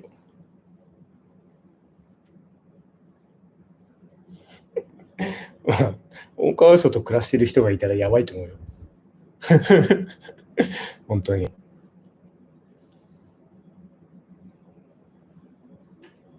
いしょ。アティの一番気に入った川はどこだと思う？いや、もう、道志川じゃない。ね。まあ、道志川、なんで道志川かっていうと、うちから近いっていう理由なんだけど、まあ、一つはうちから近い、行きやすいっていうのが一つ。で、もう一つは、川幅がちょうどいい。で、あと、川の深さもちょうどいい。まあ、水量がちょうどいいっていうことかな。うん。遊ぶにはね、結構もってこいの川で。仁淀川とかね、確かに綺麗で、四万十川とかね、ただ、でかすぎて、あれ怖がって、奥の方行かないからちょっとでかすぎ。もうちょっとちっちゃくていい。アテラ渓谷とかね、すごいいいんだけど、あそこは水が冷たすぎて長時間遊べないとか、まあいろいろ理由があって、道志川はね、本当にちょうどいい。いろんな理由でちょうどがいい。で、あとね、やっぱ水きれいですしね。うん、だから道志はよく行くんですよ。で、あといいなっていう川だと、どこだろう。カワウソと遊ぶのにいいなっていう川だとね、やっぱ三島、源平川とか、まあちょっとちっちゃいんだけど、源平川とかよかったね。人も多いけど、街中だし。街の中にあんな綺麗な水流れてるって、やばいよね。まあ、長泉町とかだけど、うん、三島、長泉、あの辺りの川すごい綺麗ね。まあ、富士山の雪解け水だからかな。大使の仕事いっぱい依頼来ますか？うん、全然。そんな来ないよ。いや、別に仕事しないとか言いたいわけでもなく、川で遊ぶの仕事だから、アッキーは。ね。近々、アティは小太郎と花に会いに行く予定ありますか？この間あったりばっかり。つい先日会いました。アティは朝何時頃に起きますか？ 4 時から5時。山梨いいっすよね。山梨は、いい川いっぱいある。特に北杜市好きですよ。北杜市住みたいよね。むしろ。遊びに行くんじゃなくて住みたいよ。泳げる川かどうかはどう判断してるの？各県が水質調査して公表してるんで、水質見てます。で、水産1級か水産2級あたりの水質だと、大丈夫なんで、泳ぐ感じかな。あとはね、1級河川は全部県がそういう水質調査出してるんですけど、2級河川とか、それ以上ちっちゃい川って出してないんですよ、水質。で、そういうとこは、鮎とかヤマメイワナとか、そういう天然のね、綺麗な川じゃないと生きれない魚がいるかどうか、それで判断してますね。中央大学出身ですか？いいえ。なんで中央大学？北斗市住んでます。いいな。水質調査で決めてるんですね。おたまは何歳？さあ。I'm 30 and so much. 軍内、おやすみなさい。小太郎のイルカ泳ぎには笑いました。なんでだろうね、小太郎。独特な泳ぎ方するね。三重県にも来てね、三重はね、近々行くと思います。パティが何言ってるのかとか、顔そこ分かったりしますか？飯くれっつってるのは分かりますね。岐阜も川きれいですよね。付地峡って行ったことあるんですけど、あれはすごい綺麗だった。びっくり。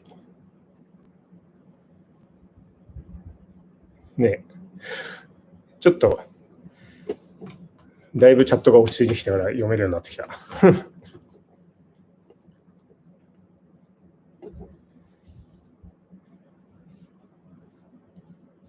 若干ちょっとラがあるのかな。I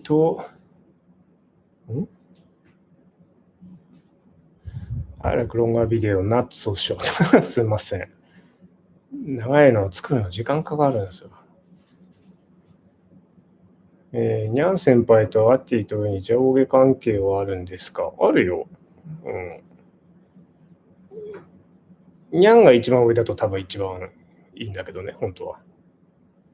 銚子川、三重銚子川以外にも綺麗な川いっぱいあるんで、行きたいね。ただ、やっぱりちょっとコロナの件とかあるんで、そこら辺はちゃんと様子見て。アティは海に行ってましたが、ウイちゃん行けますか？ウイはまだ海無理。あいつね、ウイ、砂食うよ、変な癖があるんで、海なんか行ったら多分砂めっちゃ食うと思う。危ないからね、ちょっと連れていけない。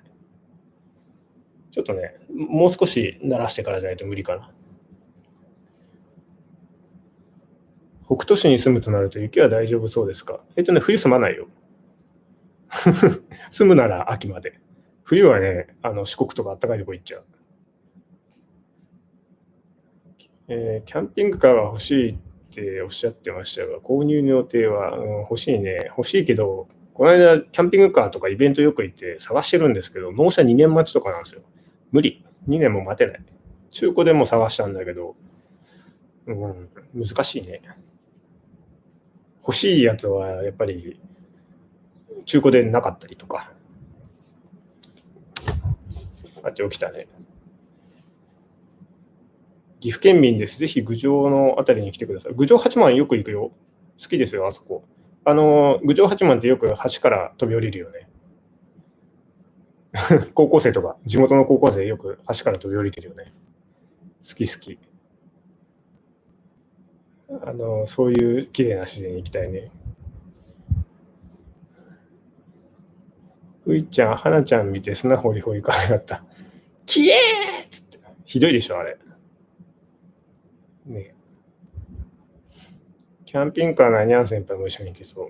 行けると思う。ね、早くニャン連れてってあげたいんだけど、やっぱり無理してストレス与えるわけにもいかんのでね。東北にも遊びに来てほしいな。東北ね、十和田湖行きたいんですよね。あそこ綺麗だし。ね、なんか、行きたいとこはいっぱいあるんだけど、時間が足りない。ほんと足りない。四国行くのも、あれ2年前だっけ？四国行ったの。何日か行ったっけ？ 9 日間かな行ったけど、全然足りなかった。もう行きたいとこも全然行けなかった。行くのに3日かかったのかな。で、帰りは2日で帰ってきたんだけど、そうすると、中4日間しか自由時間がなくて、まあ4日間が5日間かな。全然足りない。四国ってまだまだ見るとこいっぱいあるし、やっぱね、2週間ぐらい行かないと、ね、移動の日程抜いて、それぐらい行かないと遊べないよね。カワウソは女の子の方が気性が荒かったりするんですか？そうね。女の子の方が難しいっていう話はよう聞くね。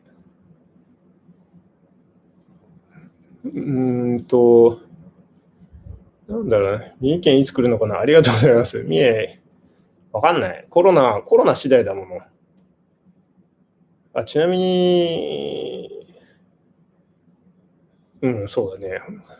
コロナ次第だから、なんとも言えない。やっぱ、こんなコロナが荒ぶってる時にはいけないんでね。そのあたりは、ちゃんと良識を持って行動したいと思ってますから。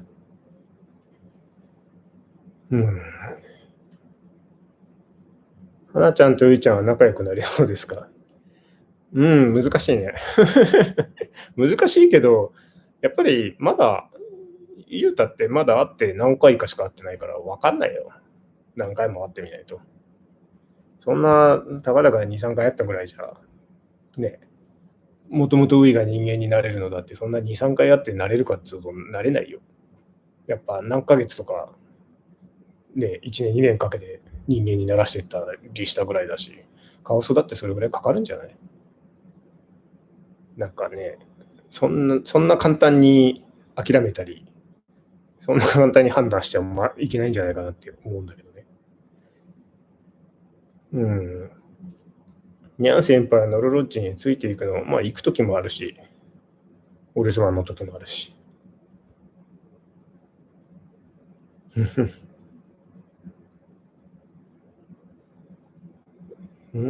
アティとウイちゃんに会いたいです。鎌倉の源氏池っていうのかなに来てほしいです。鎌倉になんかいいとこあるの？池はね、微妙かも。あってね、湖好きじゃないんですよ、あんま。好きじゃないっつっても、まあ、嫌いではないんだけど、湖とかはどっちがいいって言ったら、もう圧倒的川に行っちゃうんだよ、あっていうのは。ねえ。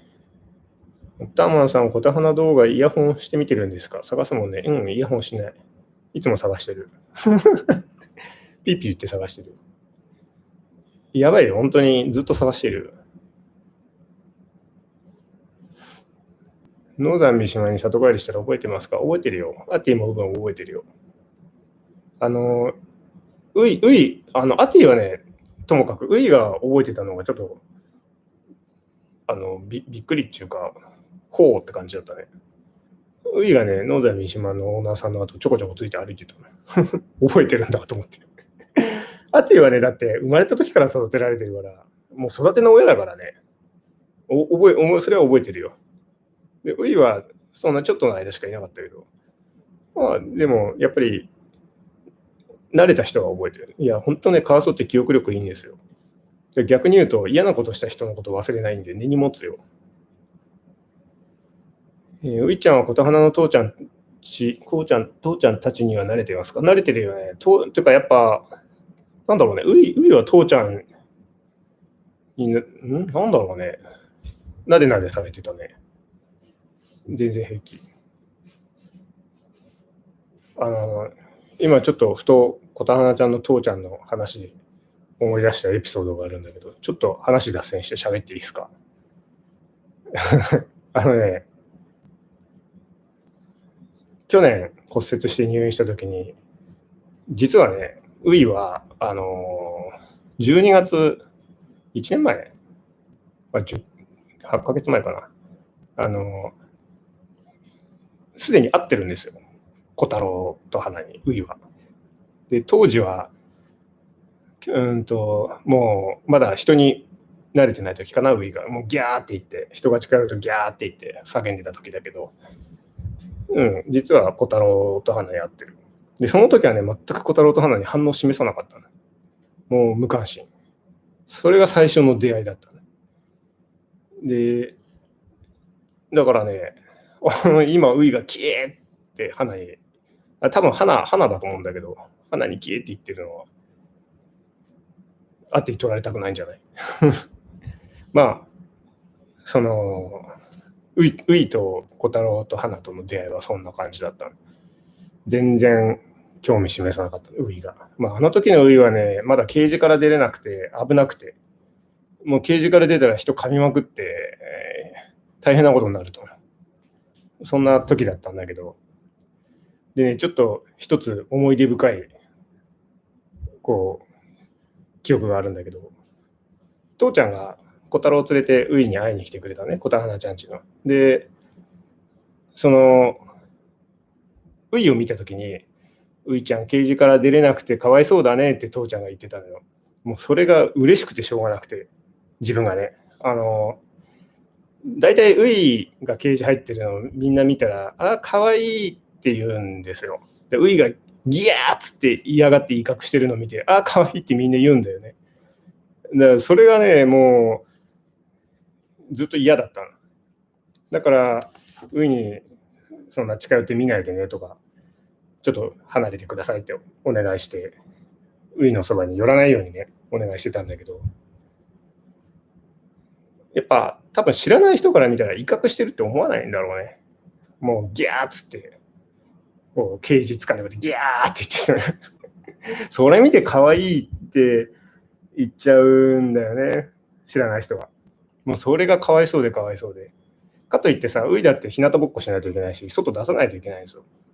まあ、私が骨折してノロロッチにいた時だけど。だからやっぱ、ウイをね、ケージに入れて、もう人の来ない隅っこにこう、隠して、日向ぼっこさせてあげるんだけど、それでも人はやっぱ見つけて寄ってきちゃう。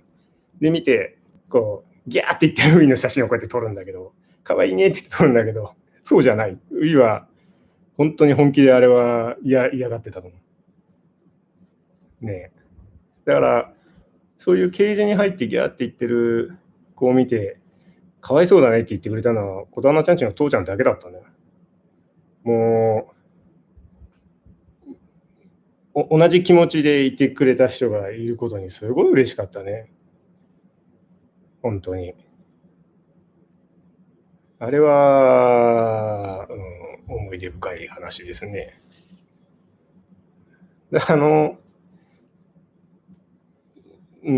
カワウソのことを知らない人から見たら威嚇か分かんないんだよね。まあ、父ちゃん多分一発で分かったんじゃない見て。あれは、さすが父ちゃん。と思いましたっていう話でした。すいません、脱線したけど。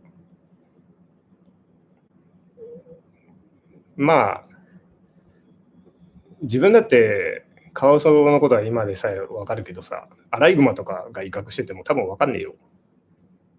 だから他の人の気持ちも分かるけど、カワウソがギャーって言って威嚇してても、可愛いねって思っちゃう気持ちは分からんでもない。他の動物だったら自分もそう思うと思うし、そこは分かるよ。まあ、ちょっと話脱線したけど、なかなかね、そういう、やっぱカワウソと暮らしていると、普通の人とはちょっとやっぱ視点が違うなっていうのはあったね。もうね、どこまで話していいのかちょっと分かんないけど、小田花ちゃんちはもう小太郎と花幸せだと思うよ。もうね、動画見ればまあみんな思ってると思いますけど、もうね、愛情に溢れてるよね、あそこんちは。もうカワウソの。なんかまあ、小田花ちゃんとかルートルさんとか他のカワウソのことも一緒に川で遊んだりするんですけど、やっぱりね、まず最初にそういうカワウソとうまくいってる人たちって川来てどういう行動を取るかっていうのをもう一つなの。川に来たら、川と仲良くしてるお家の人はね、川に来たら、真っ先に川に自分が入ってくるの、ズブズブ。で、全身首まで使って、まあ、浅ければこう川の中でよいしょって座って。で、自分が入って大丈夫だよ、おいでって呼ぶんだよね。うまくいってる人たちは。で、やっぱり、カワウソ目線なんだよね。カワウソ目線で大丈夫だよって呼んでくるわけ。で、まあそうじゃない人って、やっぱりリード持って、はい、泳ぎなさいって。泳ぐわけないんだよ、それじゃ。自分も一緒に泳がないと泳ぐわけないんだよ。でね、ルートルさんとか琴花ちゃんとか見てると本当にそれを思ったね。もう、真っ先に父ちゃんズブズブ川入って座って、答えおいでって、もう楽しくてしょうがない。もう見てて。愛情に溢れてるね。本当に、そういう、ね、見てて思いますよ。ルートルさんちも、もう、なんだっけ、去年の10月かな、初めて一緒に遊んだの。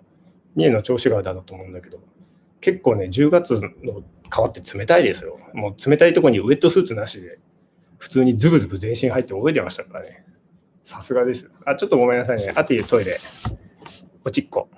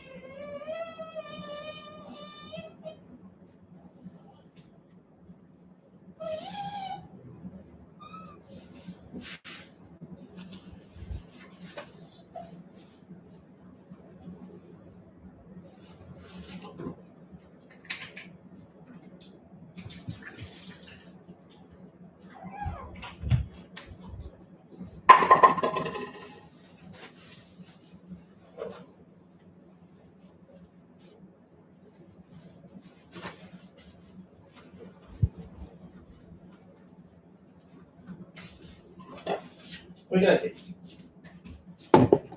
はい。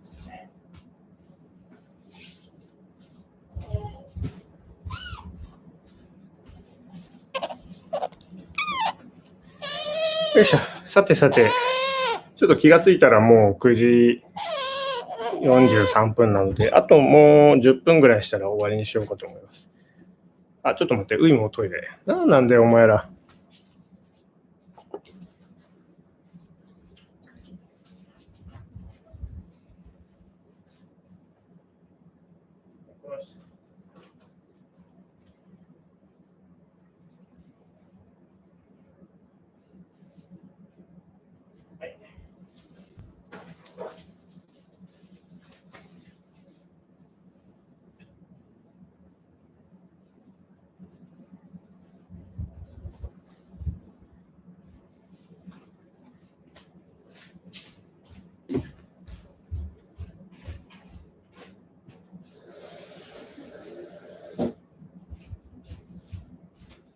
みーちゃん、もうトイレいい？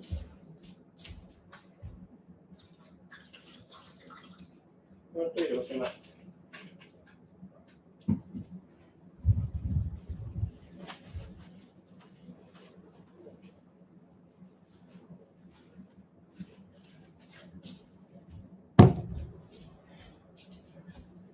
はいはい、すみません。もうね、アッティもウイも、どっちかがうんこすると、どっちかがそれに上からかぶせてしようとするんで。ね、もう、エンドレスですよ。アッティ、どこ？ここ？ここにいるね。よいしょ。よ。T シャツ欲しい。これこれ T スプリングかな？売ってるよ。アッティの声にニャン先輩反応したりするの？反応しない。全く反応しない。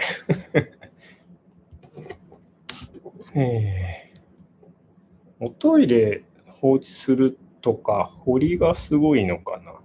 掘り？うんち下に落ちて溜まるタイプ。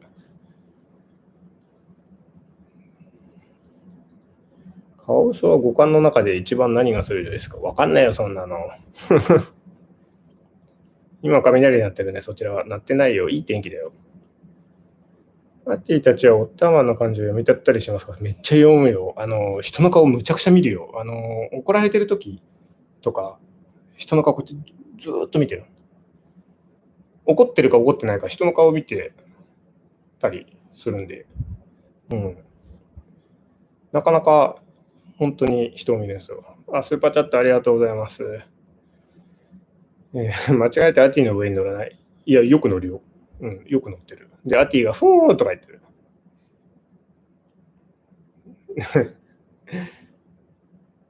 ねえ。テレビとか見るのかな？見ない。うちテレビない。YouTube しかない。ニュースも全部ネットとか YouTube で見てるんで、うちテレビないっす。なんでテレビないかっつったらね、テレビのコードかじるんですよ、この子らが。多分噛み心地がいいんだと思うんだけど、感電したりしたら困るんで、もうテレビ一切置かない。だから iPad とか、そういったものでね、タブレットで見てます。ニャン先輩って泣くんですか？めったに泣かない。ニャンの鳴き声は、レアですよ、レア。10時半までやろうよ。これ、あれ、YouTube ってそんな2時間以上できましたっけ？ 2 時間で終わりだったと思うんだけど、ライブ配信って。スーパーチャットありがとうございます。毎度すみません。なんかどうしようね。なんか冬のあったかい川でね、遊べるあったかいなんかでも用意してあげようと思いますね。多くの人間がマスクし始めた頃は怖がりましたか？別に。特にそういうのないね。多分自分が常にマスクしてるからだと思う。コロナの前からずっとマスクだし。大阪にアッティ君が泳げそうな川はないでしょうか？大阪は、大阪から出ないとないんじゃないかな。大阪内にあるかな。冬に向けて日給クリームをどうぞ。ありがとうございます。すみません。そうね、冬って乾燥するんで、アティの手がもう結構パリパリになっちゃうんですよ。ね、肉球クリームは本当に冬は必須ですね。ライブ配信結構長いことできますよ。10時間配信してる方がいます。10時間って分けるんじゃないの？動画。1本でできんの？そんな。へえ。じゃあできるとこまでやってみる？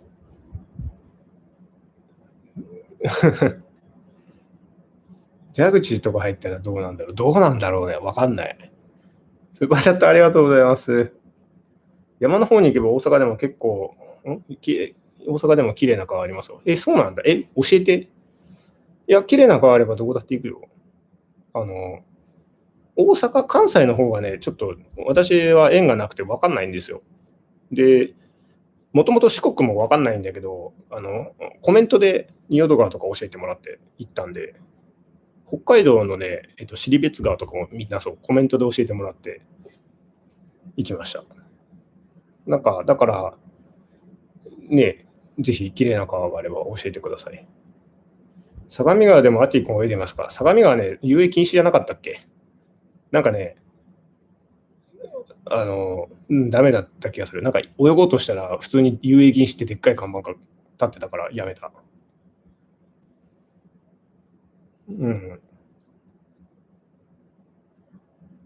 ういちゃんが川で泳いで、三島のオーナーは喜んでいましたか？喜んでたよ。だって、ウイをさ、アティみたいに川で泳がせてほしいって、ウイを託されたんだからね。ねえ。頑張ったよ。すごい頑張ったよ。やっと川へ泳げるようになったけど。ねえ、大変だったんですよ。こんなウイが川で泳いでるけどさ。てか、カワウソたちがどこにも映ってないけど、ここにあっているからね、このシルエット。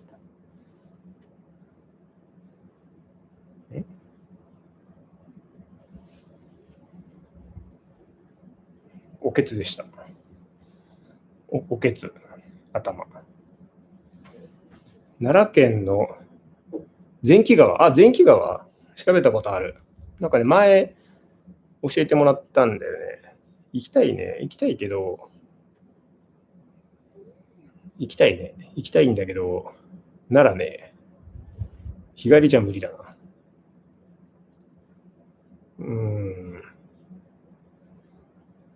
ティーケツ。はい。玉尾さん。はい。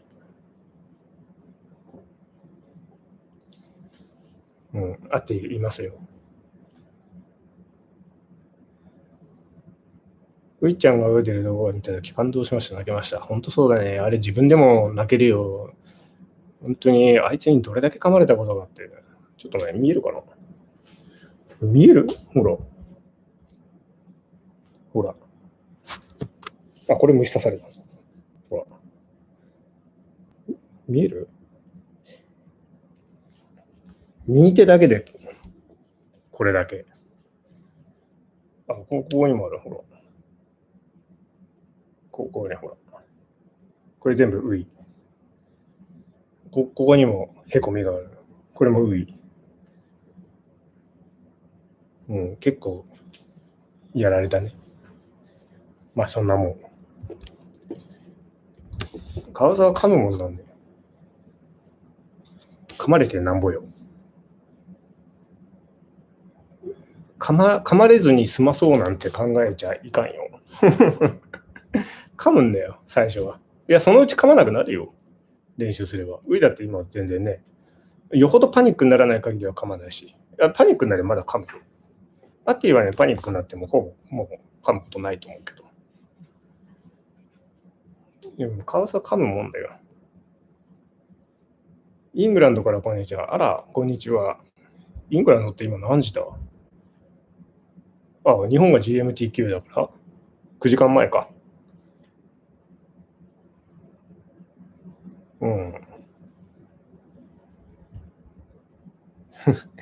鹿児島行くと思うよ、今年。いつかは内緒。いろんなとこ行くと思うけど、ね、いつどこに行くって言ったら人集まっちゃうと困るんで、今コロナのご時世なのでね、ひっそりと誰にもバレずに一人で行きますよ、行くときは。ゆきえさんと仲良しのアティ隊長ですけど、ういちゃんと膝の取り合いになっちゃうのかな？ならない。ういはね、膝の上そんなに好きじゃないから、まだ慣れてないから。家にいるとね、くつろいで膝の上乗ったりするんだけど、自分からね、外にいると自分から乗ってきたりした。外にいるとね、まだケージの方が安心するみたいね。あのケージはウイにとってもうシェルターだから。なんかね、安心するんじゃない？岐阜県の、なんて読むのこれ。ネオ川って読むのかな？ネビ川かな？わかんないけど。ちょっと後で調べてみますね。動画の英語字幕は自分で作ってるんですか？自分で適当に書いてます。ういちゃん、巣作りしますか？巣作りするよ。今ね、アッティの巣箱で巣作りして寝てる。お家に大きなプール作れたらアティたちが喜びそうですね。プールはね、アティ喜ばない。全然ね、プール、アティ興味ないんですよ。なんか、プールとかもさ、そこツルッツルじゃん。なんもないじゃん。石ひっくり返したら虫がいる。石ひっくり返したら魚がいるとか。アティはね、そういうとこじゃないと楽しくない。プールはね、全くダメだね、アティは。やっぱ、自然の魅力には勝てないみたいね。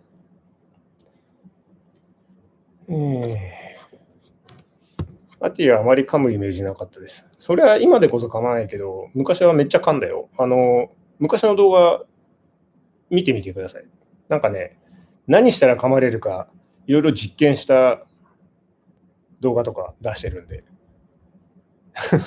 こいつバカじゃねえってよく言われるんだけど。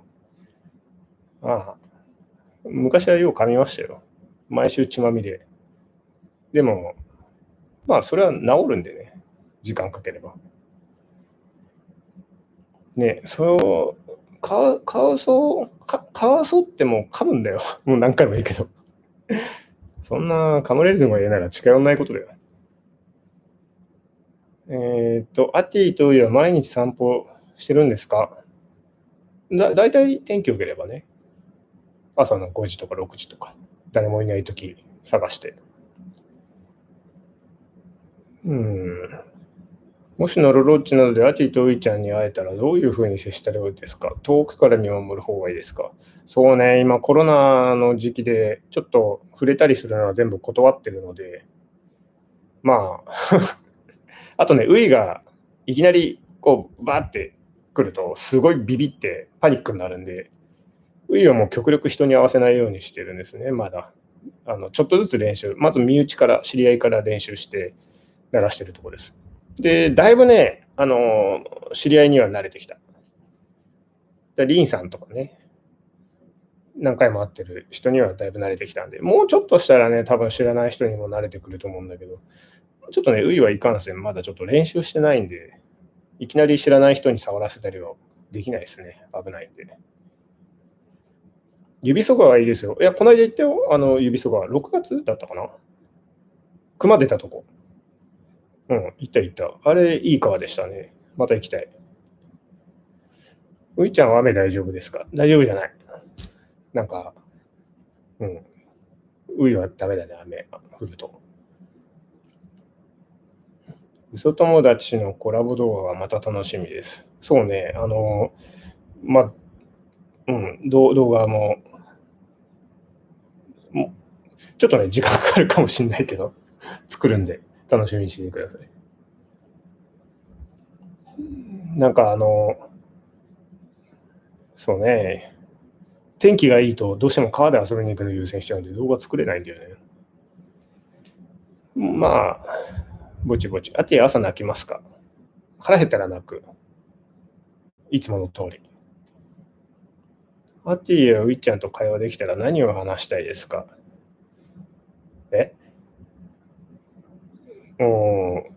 会話できたら何を話したいかって、まあ今も会話してるつもりだからな。大体もう飯の話で。アティ君は就寝ですか？今から参加です。もう爆睡してるよ。一回も起きないよ。8時から放送してるけど、もうずっと寝てるよ。で、ういちゃんとおみちゃんが泳ぐ姿みたいですね。そうね、そう。おみちゃん骨折したじゃん。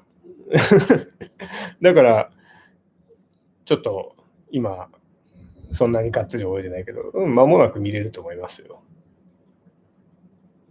にゃん先輩とアティは鳴き声で会話しますか？しません。全くしません。にゃんはね、泣かないのよ。後ろでビクビクしとる。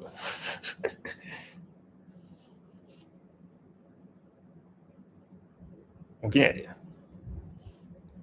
毎日更新は大変だと思うので、今くらいのペースでのんびり上げてください。ありがとうございます。本当にそう言っていただけると助かります。毎日更新してたのは、梅雨時期でとかね、雨が降って、やることないから動画作ってただけで、晴れてたらもう乾いちゃうんで、で、あと、最近はウイとのコミュニケーションの練習したりとかして、本当に時間がなくて、動画作る暇ないんですよ。だからどうしても近況を知りたいとかいう方は、インスタ、ツイッターでね、だいたい近況を出してますんで、そっち見てくれると助かります。YouTube の動画ってやっぱりどうしても時間かかるんでね、優先順位が低くなっちゃうんですよ。そのあたりはご了承いただけると助かりますね。アッティ、川底の石ひっくり返すの好きなのって小魚見つけてこっそり食べる。ギルティープレジャー、楽しんでたりして、と想像したりするのですか？ありえます？大体川の石ひっくり返して魚見つけて食べようとするためだよ。大体、そう。で、止められるんだけど。川魚はね、危ないんですよ。寄生虫いるから。危ない。魚は月どれぐらい食べますか？月、1日アティとウイで10匹。だから、月300匹ぐらい。冷凍庫パンパンだよ、もう。300匹の魚ってすごいよ。アティとウイちゃんと一緒に一番行きたいところはどこですか？やっぱ川じゃない。もう綺麗な川。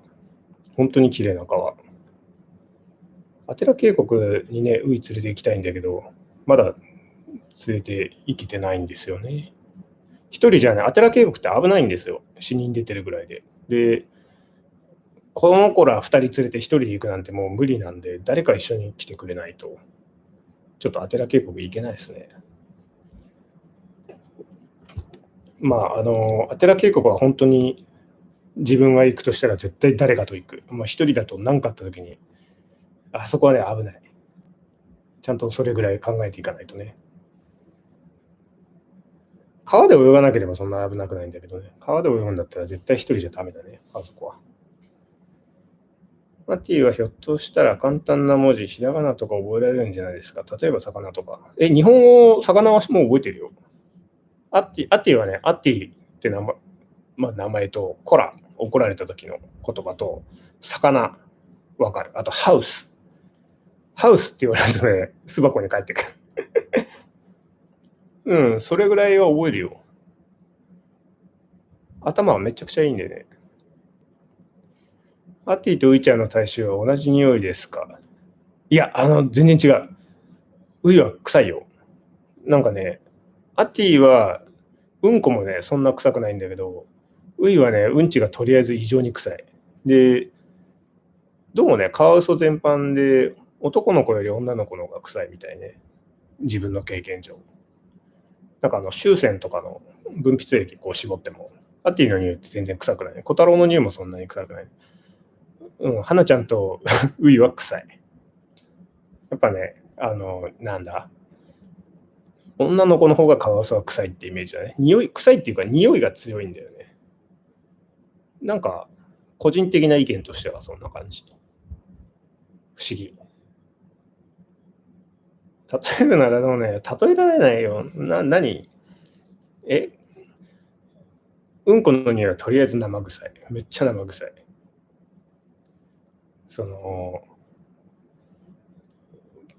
キャットフードとか食べてればそんな匂わないんだけど、うちはもう完全に魚食ってるんで、臭いね。で、ワカサギが臭い。アユはね、そこまで臭くないかな。だから今日ワカサギ食ったから異常に臭いんだよね、部屋が。もう慣れちゃったけど。ワカサギ食った時のうんこは臭いね。腐ったワカサギの匂いがするもん。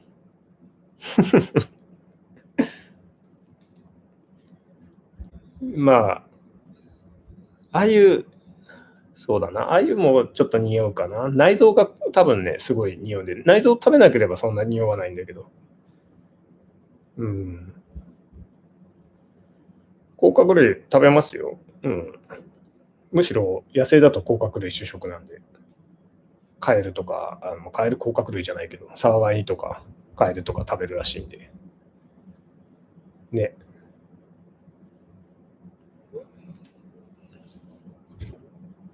うんこが臭かったとしても可愛いに変わりはない。そう思える人ならいいと思います。うんこの匂いがきつくてダメだっていう人はそもそも動物と暮らせないと思いますよ。いや、だってカワウソのうんこ臭いけどさ、うんこだよ。人間だってうんこ臭いじゃん。そんなうんこ臭いのなんて当たり前なんだから。それと一緒に暮らせないんだったらもう、どんな動物とでもダメでしょう。アティのエビトレーニングしてますか？してない。今普通に食ってくれるからね。もうトレーニングはする必要ないかな。動物園の獣医さんが終線絞って臭さに悶絶してる動画が面白かったな。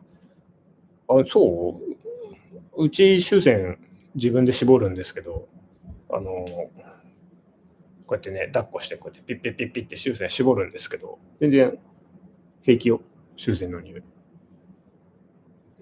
それ多分、獣医さんはやっぱ、ね、別に愛情を持ってその子に接してるわけじゃないと思うから、事務作業でやってるから臭いんだと思うよ。人間だって自分の子供のうんこって別に臭いって思わないでしょ。臭いって思うかもしれないけど、でも嫌じゃないでしょ。それと一緒。アティはどこに連れて行ってもお利口さんだもんね。うん、そうね。なんか、よう人慣れっていうか、離れしてるよね、アティ。自分が言うのもあれだけど。ねえ。犬と同じような匂いから、犬の中ずっと臭いのですか？トイレ掃除しなきゃ臭いよ、そりゃ。で、掃除するのめんどくさいから、1日2回ぐらいしか掃除しない。掃除してきれいにしすぎると、匂いがないから余計うんこしに来るから、この子ら。トイレはね、ちょっと若干汚くしとかないとダメなの。きれいにしすぎると、トイレどこか分かんなくなる。失敗する、トイレに。で、だから必ず前のうんこは残して、ちょっと下だけきれいにするとかね。うちトイレにいつもティッシュペーパー積んであると思うんだけど、あれわざわざ匂い残すために残してるんで。いや本当に昔ハイターとかかけてトイレきれいにしてたんだけど、きれいにするとね、もうトイレの場所分かんなくなって違うところでし始めるんですよ。だからもううちはそこまでトイレきれいにしない。なんか言い訳言ってるみたいだけど。うん。ダーマの動画見て動詞が行きたいねって友達と話しました。うん、動詞がいいよ。関東でこんな近くにこんな綺麗な川あるってびっくりすると思うよ。ね、もう自分がびっくりしましたから。関東だよ。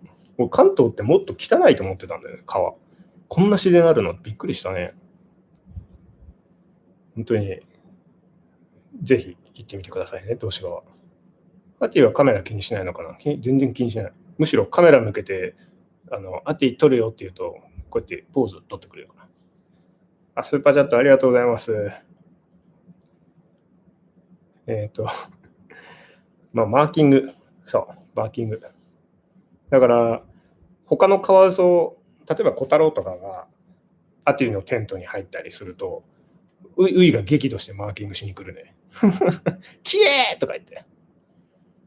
激怒するね、ウイは。ね気に食わないんでしょうね。仲良くしてほしいんだけど。アティはね、縄張り全くないね。オスなのに。普通オスが縄張り争いすると思うんだけど。アティね、全然他のカワウソに対してそういう意識ないんだよね。縄張り争いみたいな。不思議なことに。なんでだろうね。いろんなとこ行き過ぎたから。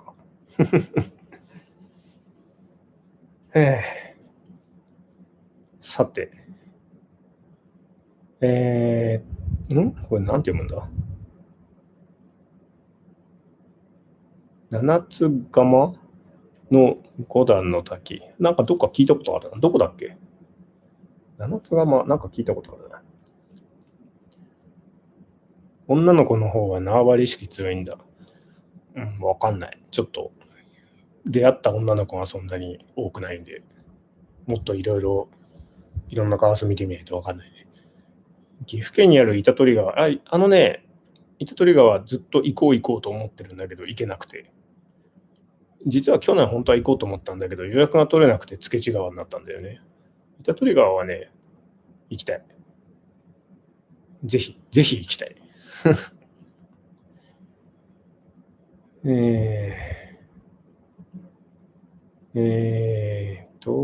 盛りの時期ありますか？どっちの話？アティとウイ。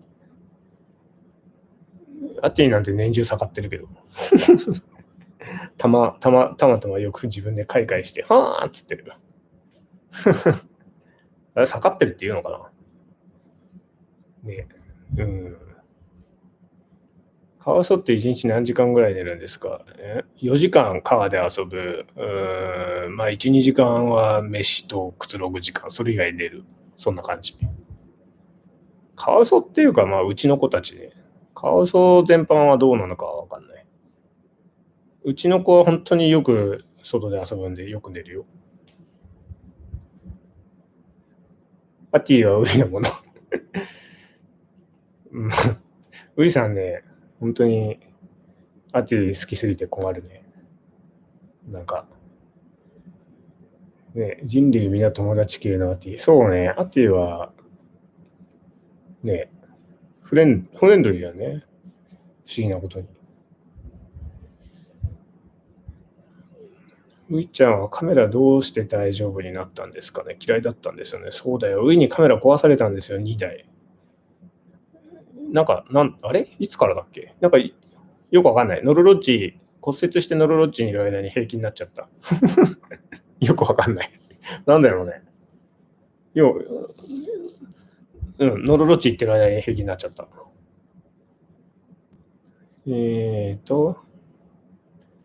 アティはどうしてモテないんだろう。アティカワウソにモテないですよ。人間にはモテるのに。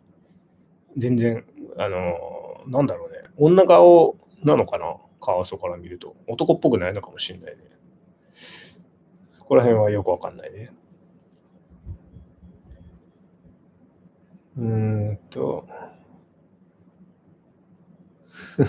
アティは女の子にはモテないのかな。モテない。全然モテない。ウイにしかモテない。なんだろうね。なんか、ようわからんね。ウイがアティ好きなのは、まあ、ね、なんとなくわかるけど、頼れるのがアティしかいなかったっていうのもあるかもしれないけどね。うち来て。カメラをかわすとか、顎の力やばそう。やばいよ。カメラ穴開いたよ。本当に。骨折した時からウイちゃんと一緒に住んでたんですね。骨折する前からだよ。アティは私のお気に入りの彼女です。ありがとう。イケメンの基準が違うのかも。カワウソと人間で多分感性違うんですよ。可愛すぎてモテないのか。男っぽくないんじゃない？わからん。わからん。岐阜県関市、これなんて読むんだ？鮎の里の料理すごく美味しい。アティ隊長にはちょうどいいぐらいの川の深さだと思います。後で調べてみますね。ういちゃんはなんでアティに激惚れしたんですか？わからん。そんなことはわからん。人間だってわかんないですよ。なんでこの人好きなんだとか。わからない。恋愛はそんな理屈じゃないんじゃない？ういちゃんはアッティみたいにふーんみたいな声出しますか？ふーんじゃなくてうーだね。もう、っつって。アッティは女の子に対して距離が近すぎるんじゃないの？よだれ垂らして突進するから。そうね。よだれ垂らして突進するからね。そうね。おっしゃる通りですわ。オッターマンがういちゃんに噛まれた時は病院で処置するのですか？しないよ。そんなの噛まれたぐらいじゃ病院なんか行かなくたって治るよ。カワウソって噛まれても可能しないんで、別にほっときゃ傷治るんですよ。ミーアキャットとかよく傷可能するって聞くんですけど、カワウソに噛まれてもね、傷口が産んだりとかしたことがない。なんか綺麗なのかな、口の中。ねえ、ミーアキャットに噛まれたらなんか、よく産んじゃうとか聞くんだけどね。いや、事実は知らんすけど、ミーアキャットうちにいないんで。ただカワウソはね、噛んで傷が可能したってことは一回もないね。不思議だけど。なんでしょう。チャラ男のアティよりモテないアティの方がいい。複雑。なんかそれは複雑。ね。なんでモテないんだろうね。こんな球出して寝てるからモテないんじゃない？今、ニャン先輩もお休み中ですか？ニャン寝てるよ。ね。アティとウイちゃんの名前の由来、これも何回も聞かれてるけど、いつか動画に出すから、ね。もう聞いても答えないって。カワウソは産まないんだ。猫とかやばいですよ。ニャンにね、噛まれたり引っかかれたりしたことがないんで、わかんないね。ニャンは全然、なんか、そういう噛んだりしないんで。ターマンさんの免疫がすごいのでは、いやいや、普通の人間よ。来なかったし。で、別に多分コロナにだってかかっちゃうよ。だから怖いよ。アティ隊長、女子より可愛すぎるのが問題かも。そうね。ウイ男みたいだから、アティ女みたいだから、だからいいのかな。なんか、ね、よくわからんね。獣医さんに行くの嫌がりますか？嫌がるよ。そりゃ嫌がるよ。なんかそりゃ嫌がるでしょ。どんな動物も。オスのカワウソの平均的な顔ってどんな顔の感じですかね。平均的な顔って言われても、平均的な顔。平均ってなんだろうな。タマウソ、はい。タマウソさん。なんで、いつもこう、頭から、ね。まあ、今出てるのはこうめくったからだけどさ。ノロッチのクラファンを応援しました。ありがとうございます。まあ、私がありがとうございますっていうのもなんかちょっと違う気もするけど。喜ぶと思いますよ、ノロッチの人も。もう、言ってみれば分かりますけど、大変なことになってますからね。2年前の台風で、もうぐっちゃぐちゃになって亡くなったのもすごかったけど、今年の台風でもサイト全部流れちゃって、ねえ、またそれ一から作って、大変よ、あれ見てて、本当に思うけど。ね、あれ、ここ2年とかの気象がおかしいから、まあ、すごい大変なことになってますけど、ねえ、なんか、これ、どうにかせんと大変だと思うね。ね、頭と縦の顔よく似てますね。いや、全然似てないと思うよ。似てないでしょ。2人といて幸せだなと思ったときは、いや、2人といて幸せと思ったときっていうか、2人といることが幸せでしょ。答えになってないかもしれないけど、すみません。カワウソもここで顔が全然違います。本当、カワウソ個性豊かでね、全然違うよ、顔。性格も全然違う。もう人間と一緒。なんか、なんていうの、よく見てごらん、顔。作りも違うし、性格も全然違う。ね。なんかね、不思議。アティの性格はどうしてこうなったのか、それは自分にもわかんない。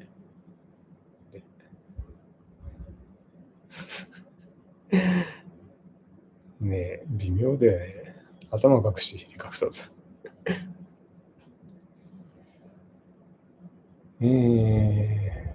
なるほど。人間もそうですけど、睾丸は温度変化に敏感で弱いから、温度調整のために玉を出して寝てるんだよ。で、要はここ、温めないようにしてるってことね。冷やそうとしてることね。なるほど、なるほど。でも人間がこんなことしてたらやばくない？もう、エキノコックス気をつけてね。エキノコックスはよく知ってますよ。北海道住んでましたから。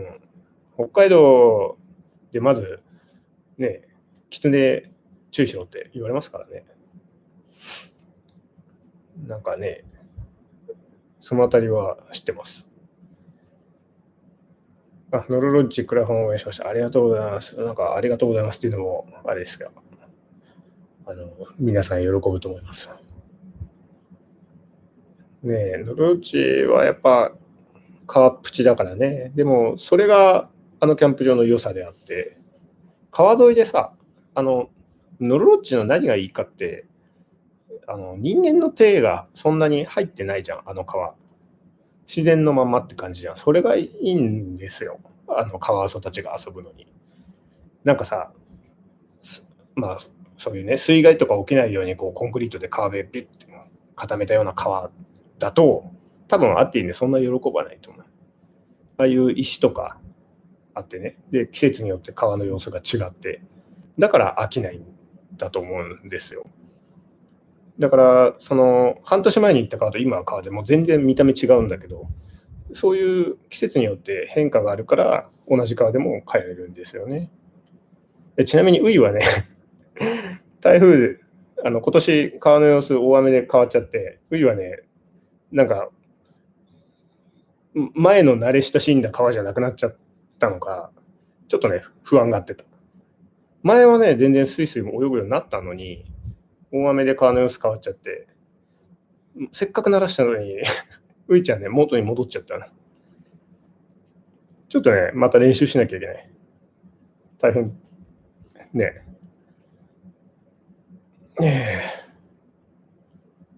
ツイッターの玉嘘画像が密かに好きです。ありがとうございます。愛媛県、なんていうの、内子町っていうの読めないけど、なんとか公園キャンプ場もいいですよ。ちょっと後で調べてみますね。カワウソって犬や猫よりも人っぽいと感じる時があります。そうね。人っぽいですよ。猫とはやっぱり全然違う。群れで暮らす生き物なんで、人間っぽいっていう表現がまさにぴったりだと思いますね。感情豊かだし、ね、もう記憶力がすごいし、人間に近いんじゃないかな。そんな感じしますね。丹沢行くよ、近いし。丹沢は行こうと思ってたんだけど、大雨で、ちょうどね、大雨来た時に行こうと思ってたの。だから行けなかった。丹沢も結構水害あったみたいね。ちょっとね、心配だよね。ちょっとぼちぼち行ってみたいと思います。ウイさん頑張れ。意外とウイ人気あるのね。ウイ、いや、嬉しいね。ちょっとウイのさ、動画を出すときに、やっぱり昔凶暴だったとか、出してるんで、ちょっとね、やっぱり、いや、本当にね、ありのままただ動画に事実を出してるだけなんだけど、やっぱ凶暴だったとか、人噛んじゃうとか、出してるんで、ウイはやっぱ敬遠されがちなのかなって思ってたんだけど、意外とウイのね、好きっていう言葉は嬉しいですね。アティはもうもちろんこんなに人に慣れて、いろんな人に触れて、好きって言ってくれる人多いのはもう分かってるんですけど、ね、ウイが好きって言ってくれるのは結構嬉しいですね。スーパーチャットありがとうございます。ねえ、なんか、ウイってさ、自分が言うのもなんだけど、顔は可愛い方ではないのよ。ブチャイクなんで。いや、好きだよ、あの顔。だけど、ねえ、顔立ちで言うと、アティの方が可愛いからね、作りは。それは分かってるよ。人に言われなくても。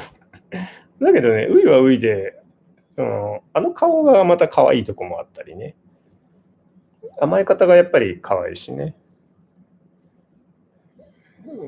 人によってはあの顔可愛くねっていう人もいるだろうし、それはよくわかるよ。誰が何と言おうと自分が可愛いって思ってりゃそれでいいやって思ってるんだけど。でもやっぱり人に可愛いって言われると嬉しいね。ウイがね。アティはもう可愛いよ。可愛いけど、あんだけ人に対して威嚇してギャーっつってた子がだよ。人にこれだけ慣れて甘えるようになって、で、可愛いって言ってくれる人ができたことに嬉しいね。なんか、ちょっと、感情入っちゃうけど。アティは、できすぎた子だからね、この子は。人の手に育てられてるから、もう最初から人にね、べったり慣れて。で、ウイはそうじゃなかったから、もう人大嫌いっていうとこからスタートしてるから。どっちが手がかかるかっつったらもう圧倒的にウイなんだけど、なかなかね、だいぶ苦労しましたけど。ね。さっきの地勢公園キャンプ場っていうのね。地勢公園キャンプ場。また調べてみますね。オッターマンさんの愛情だよ。いやね、一言で愛情って言っても難しいと思うんだよね。なんか可愛いねっていう愛情じゃないからね。なんでウイがうちに来たかって言ったら、もう可愛いからとか、この子うちで可愛がろうとかそういったものじゃなくて、ウイをうちに迎え入れようって思ったのは、本当に純粋に単にかわいそうと思ったからだけ。本当にそれ以上でもそれ以外でもない、かわいそうっていう気持ちだよ。いろんな人転々として人とうまくいかなくて、誰もうまくいかなくて、で競合でギャーって言ってね、川もどこも行けず、ノーザに行った時はノーザの女とうまくね行って、それはそれでそこはノーザに行ってよかったと思うんだけどね。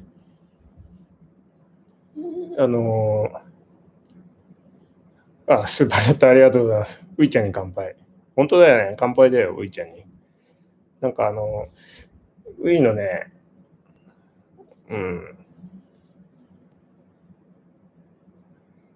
そう、凶暴すぎてね、一人手がなかった。そう、その通り。もう、1メートル以内に入ると噛まれたよ、最初。本当に。ギヤーっつって飛びかかってきて。花ちゃんと会った時、最初、キエーっつって土掘ってたでしょ。あんな感じで、キエーっつって、ガーって。最初そんな感じ。ビビったよ、最初。ほーなんじゃこのカワウソはって。最初はね、ウイそんなんだったからね。その時のね、ウイの動画って撮ってないんですよね。なんかないのって聞かれるんですけど、だってさ、どこのうちの人が自分の子供がギヤーって騒いで怒ってる動画撮らないでしょ。なんか運動会とかさ、子供が楽しそうに遊んでる動画撮るけど、子供が泣き叫んでギヤー助けてくれって言ってる動画撮らないでしょ。一緒だよ。そんなギャーって言ってる撮る暇があったら仲良くなる努力しろっていう話だよね。だからその時のウイの動画撮ってない。なんかね、もうそんな見てるだけでかわいそうなね、動画撮る暇があったら仲良くなる練習だよね。ちょっとウイの話ばっかになっちゃったけどコメントはウイちゃんがアティを必死に守ろうと花に対峙する姿に涙ウイちゃんね、いや分かんないよ。花に取られないようにしようとしてるのが単に喧嘩っ早いだけかは分かんないんだけど、とにかくでもね、ウイ花に対して威嚇してるつもりでアティ噛んでることあるからね、ちょっとおバカちゃんなんで。なんかね、カワウソって頭に血が上ると何してるか分かってない時あるんですよ。よく。本当に。アティもそうなんだけど、パニックになるとね、自分が何してるか覚えてないんで。だからウイはパニックになってギャーって言ってる時に、ちょっとふってアティに体触れると反射的に噛んだりね。アティにするといい迷惑なんだけど、もうよくあるよくある。カワウソあるある。だからパニックになってる時にはもうそばの人噛む危険性あるからね、やっぱり。アティはね、いろいろ練習したからパニックになりにくい。もう本当にパニックになりにくい。よっぽどのことない限りパニックにならない。だからまだいいんだけど、ウイはね、やっぱりまだまだちょっと怖いよ。スーパーチャットありがとうございます。ね。だからいろいろ練習しないとね。小太郎とアティのイチャイチャ好きです。ねえ、なんであんなイチャイチャしてんだろうね。仲いいよね。なんか、小太郎が、ねえ、アティとすごい仲いいよね。不思議だよね。嬉しいけど。なんか、別れ際の小太郎とアティ見てると嬉しくなっちゃうね。ね。お風呂は毎日入れてますか？基本毎日入るよ。川で行った日も行かない日も入るよ。川で行った日は砂とかついてるからね、それは洗ったりお風呂入ってるよ。花ちゃんとかスーパー美人だけど、ういちゃんも可愛いよ。顔の作りで言うと花ちゃんの方が可愛いけどね。それはわかるよ。でも、ういはういで愛嬌あるから。アティはおったまさんに何かあるとパニックになりますね。そうだね。骨折したとき、アティパニックになってたね。あれは本当アティがパニックになって硬直してたね。固まって動かなくなってたんですよ。ねちょっと待ってね。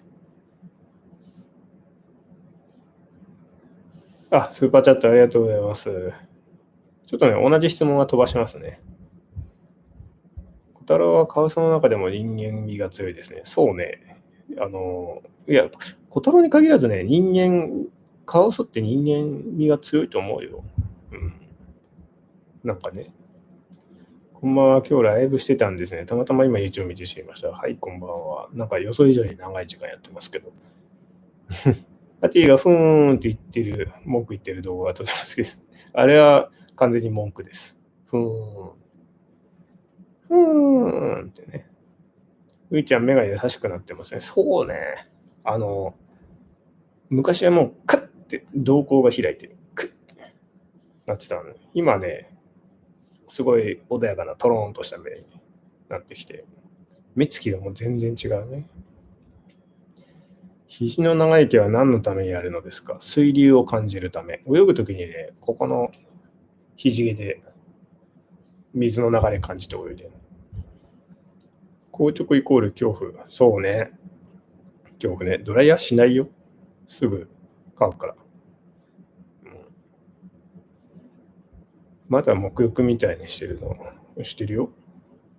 小太郎とアティの顔はわかります。これは区別がつきます。見てりゃわかるよ。アティの成長に戻ってきました。アティの成長ってどのあたり？なんかアティとずっと一緒にいるからどう成長したかがなんか、まあ成長はしてるんだけど、どこら辺の成長のことか